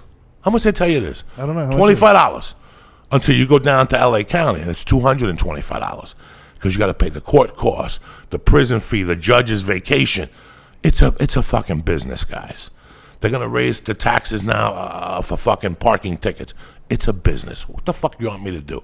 This is the oldest conversation in the book. They should have legalized this after they shot Kennedy. They didn't. We're fucking fortunate that we live in California and we don't have to abide by this. When was the last time you were at a store and they kicked the door down, Joe Rogan? How about you, my friend? So all this shit you guys talk about them kicking the doors, the feds, I've never seen it. I go get weed every day. Stop scaring these fucking white kids and getting them talking. This is nonsense. This is nonsense talk. That they should come to jail. When I never drank. Yeah, so what? So who gives a fuck? It applies for everything, dog. There's a lot of people who are in jail that get out every day on a DNA or whatever. You break the law, you sell 5 pounds of weed, you got to go to jail. It's a business. You didn't do nothing wrong, but it's a business. They have guidelines. If you get caught with 28 grams of blow, you have to do a certain amount of fucking time. You get caught with a 1/4 ounce of weed, you have to do a certain amount of time. You got caught with it. Why are you crying to me for? You got caught with it. I was a criminal for 30 years. You ever see me get caught with blow? With weed or blow? No. You follow me? There's a way to do it and there's a way not. How the fuck are you going to get caught with fucking weed and not think you're going to go to jail if you live in fucking Ohio or in fucking Kentucky or wherever? You're going to go to jail. I kind of see your point, but I also see his. Because it's an important Right, it's brilliant. I know. Yeah, it's important. Good, yeah. It's not. You got together with Fallon and the president's hip or what. I don't give a fuck, dog. You don't give a fuck I'm at smoking. All? Look, here. Here's what I think about your whole drug thing. Look, like the same thing I've rubbed my balls with for the last 32 years with the sativas and the bullshit. Just get high, dog. You people add too much drama to the gift that God gave us of getting high. You got too much drama. I got to put a thing at the end of the joint to be cool. Meanwhile, you're smoking on a fucking electronic cigarette. Shut the fuck up. You're smoking an electronic cigarette. cigarette. But I'm smoking. Think about that. I'm smoking. Oh, okay. That's all that matters. I got you. At the end of the week, that's all that matters. Fucking people want to be intelligent all the time. I can't wait to see you on stage tonight. The fucking stupidity. You're in rare form today. Oh, well, yeah. 1 out of 6 people, and 3 out of 4 people in there for rape and murder. What are you telling me for? Look, Joey Meatballs, calm down. Who gives a fuck? Who gives a fuck? Fucking to show people that you give a fuck. Who gives a fuck? I don't give a fuck. I give a fuck. I don't want people locked up in jail for weed. You know what my favorite thing, Joe? What if they came in here jackboot thug style and fucking haul you away for your little fancy pencil? I've been doing comedian for 20 years. I drink from time to time. Did I ever get behind of a car when I'm drunk and get a DUI? That's a choice you make. These are all the choices you make, bro. So what are we getting at? I know it's illegal. I know it should be illegal. And I know that John Lennon's going to make a comeback. But for today, today, if you get caught smoking fucking in New York, you're going to jail. I don't care what you said, bro. I love hearing you talk. I know. Fuck, I'm going to put up with this nonsense. It's brilliant. I give a fuck. I love Pendulette, but I don't give a fuck. I was going off yesterday. I was saying how Joey Diaz would get mad about ketchup. About how because everybody wants to come make up with this fucking Heinz ketchup. Or ranch. Have you ever heard him talk about ranch? I fucking hate ranch. I don't know how the fuck people could eat that shit. I don't know how people could eat ranch. Like when I go to a place and I say, you have wings. And they say it comes with ranch, I get up and leave, even if I don't get the wings. Because if you're going to serve wings with ranch, I don't want to do business with you. I don't want to do business with you. I'm very easy. I'm very fucking easy. So if you fuck up pork fried rice, what do we got to talk about? Wings must be done with blue cheese? Blue cheese, yeah, like the way they invented in Buffalo, New York. If you're going to do something original, do it original. You're going to show up with that ranch that smells like somebody's ass. You ever smell fucking ranch? They're saying that ranch is starting to replace ketchup. Yeah, that's good. If you're a fucking hillbilly and you want to taste the ass in your mouth all fucking day. I hate that fucking ranch shit. Don't put it close to me. Don't put it around me. It's either blue cheese with wings or go fuck your mother. That's the next shirt, all right? Please. You're going to give me a fucking ranch with fucking wing. I can say. Blue cheese with wings and you can fuck your mother. Go fuck your mother and eat this shit. Fucking going to give me ranch with my wings. That's the next shirt. That's the next shirt. It's either blue cheese with wings. That's how you motherfuckers. I'm stoned. Fuck it. He's fucked up now. It's either blue cheese with wings or you go fuck your mother. Fucking gonna give me ranch and shit. I don't even like people around me ordering ranch. Like, don't order that shit around me. Do me that favor, all right? Ladies and gentlemen, this fucking podcast is over. I gotta go and do David Tells Dave's old porn show today. So we got a show tonight at the Ice House. It's not quite sold out, but it's really close. There's only I need 2 tickets for Jay from Natalie. Yeah, there was like sweet. There's Are only they like coming? 10 left. 2 tickets. Cool. But it's icehousecomedy.com is the website. You can buy tickets online. The lineup tonight's spectacular. It is Mad Flavor, a.k.a. Joey motherfucking Diaz. Brian Redband, a.k.a. Ryko, if you're looking to give him something with a social security number intact. Doug Benson is going to be all up in this bitch. Ari Shafir just texted me and said he's going to make it down. Are you serious? Ari's yes. coming? Sweet. Holla. He'll squeeze in. And Dom Irera is coming down. This fucking show is going to be off the chain. Off the chain. There's no way it's too many people. It's perfect. It's beautiful. We also have Freddie we're gonna ride this bitch right into the beach. That's done. That's done. You shouldn't even invite it. We're gonna have a great fucking show tonight. Whoever comes down, we're gonna have a great show, and we will also be broadcasting a podcast simultaneously. We'll start before the podcast. We say it starts at 9. It really doesn't start till like 9:30. Yeah.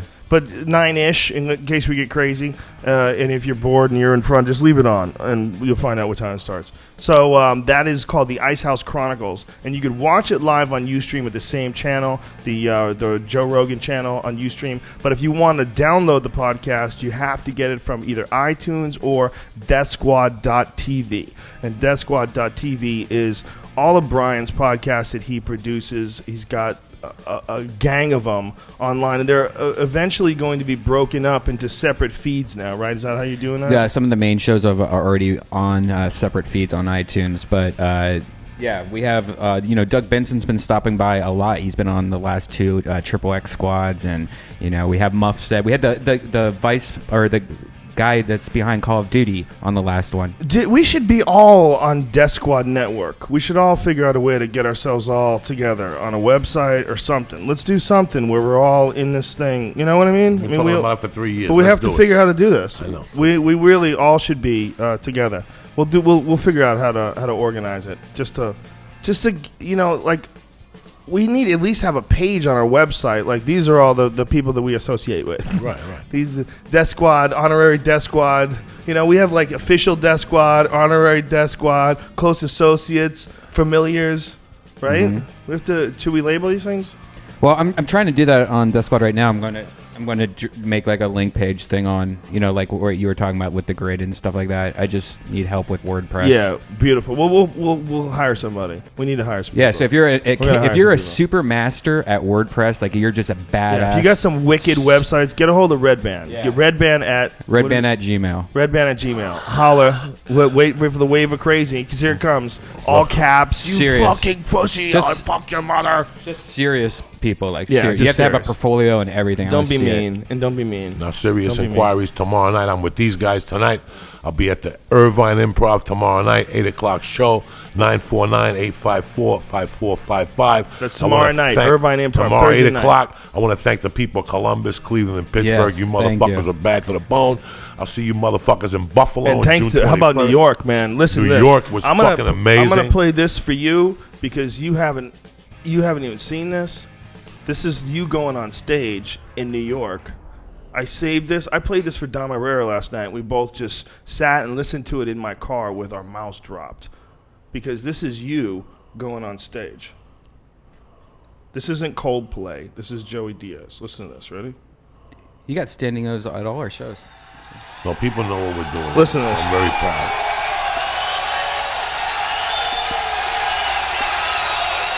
That was when? That's New York. When I got off? No, you getting on. Oh, that's what you showed me in New York. Yeah. Joe, he hasn't even introduced you. You're walking on stage right now and they're going fucking bananas.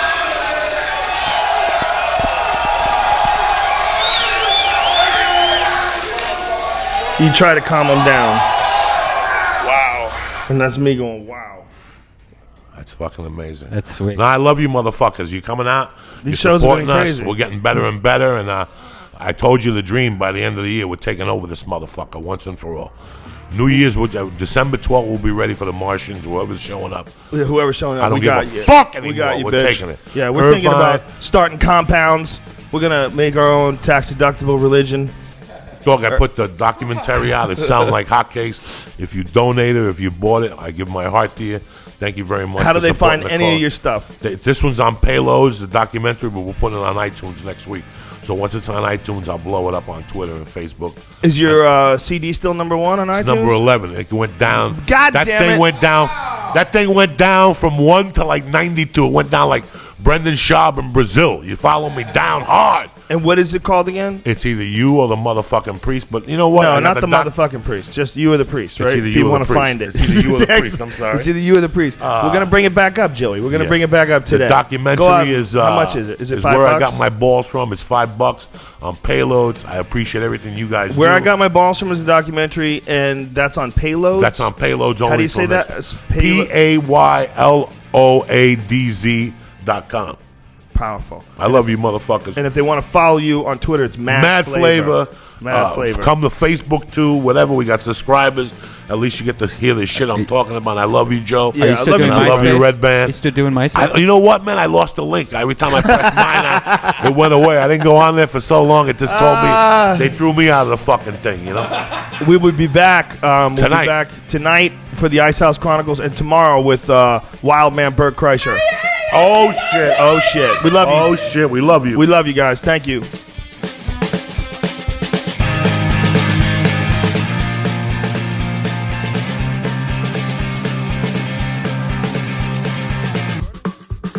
Is it? Okay, I forgot to thank our sponsors, ladies and gentlemen. First of all, I'd like to thank unsolicited sponsors. Defense Soap. There's a soap company that I use for grappling. It's got like tea tree oil and all these like probiotics, and it keeps you from getting like mad herpes and nasty shit. Like that's the thing that happens. You get scratched up when you do jiu-jitsu. You can get like ringworm, and people don't know about that stuff. You can even get staph infection, and people get really sick from it. It's very dangerous, and the way to keep your skin healthy is twofold. One, probiotics. Take acidophilus, very important. Kombucha tea is another good probiotic, but anything probiotic, that's like very important. But acidophilus is a really strong one that keeps ringworm dead. And then two, use natural soap that doesn't fuck with the natural pH balance of your skin. You don't want to use antibacterial soap because that stuff actually kills the good bacteria as well. And what Defense Soap is has like tea tree oil in it and all sorts of different, like eucalyptus, all sorts of different like natural oils that are good for keeping the healthy flora of your skin safe from nasty cooties. So that's defensesoap.com. That's unsolicited. That shit's for free. And C2O coconut water, nice. Another unsolicited one because those guys are the shit. Those guys are the shit. And I have replaced C2O as Gatorade. I used to be a big Gatorade guy. Like after a night of drinking or just whatever when I'm dehydrated. Yeah, Joey said it went sour, but I've yet to see this. I will take all his C2O and drink it. Thanks to the Fleshlight for sponsoring us. Go to joerogan.net and click on the link for the Fleshlight. Enter in the codename Rogan and save yourself 15% off the #1 sex toy for men. And thanks to Onnit.com. That's ONNIT. Makers of Alpha Brain, which I took before the show, which is why I'm so motherfucking eloquent. Shroom Tech Sport, Shroom Tech Immune, 5 HTP Enhanced New Mood. Go check all that shit out at Onnit.com, ONNIT. Use the codename Rogan and save 10% off any and all orders from now until you stop ordering. We are done. Hold on.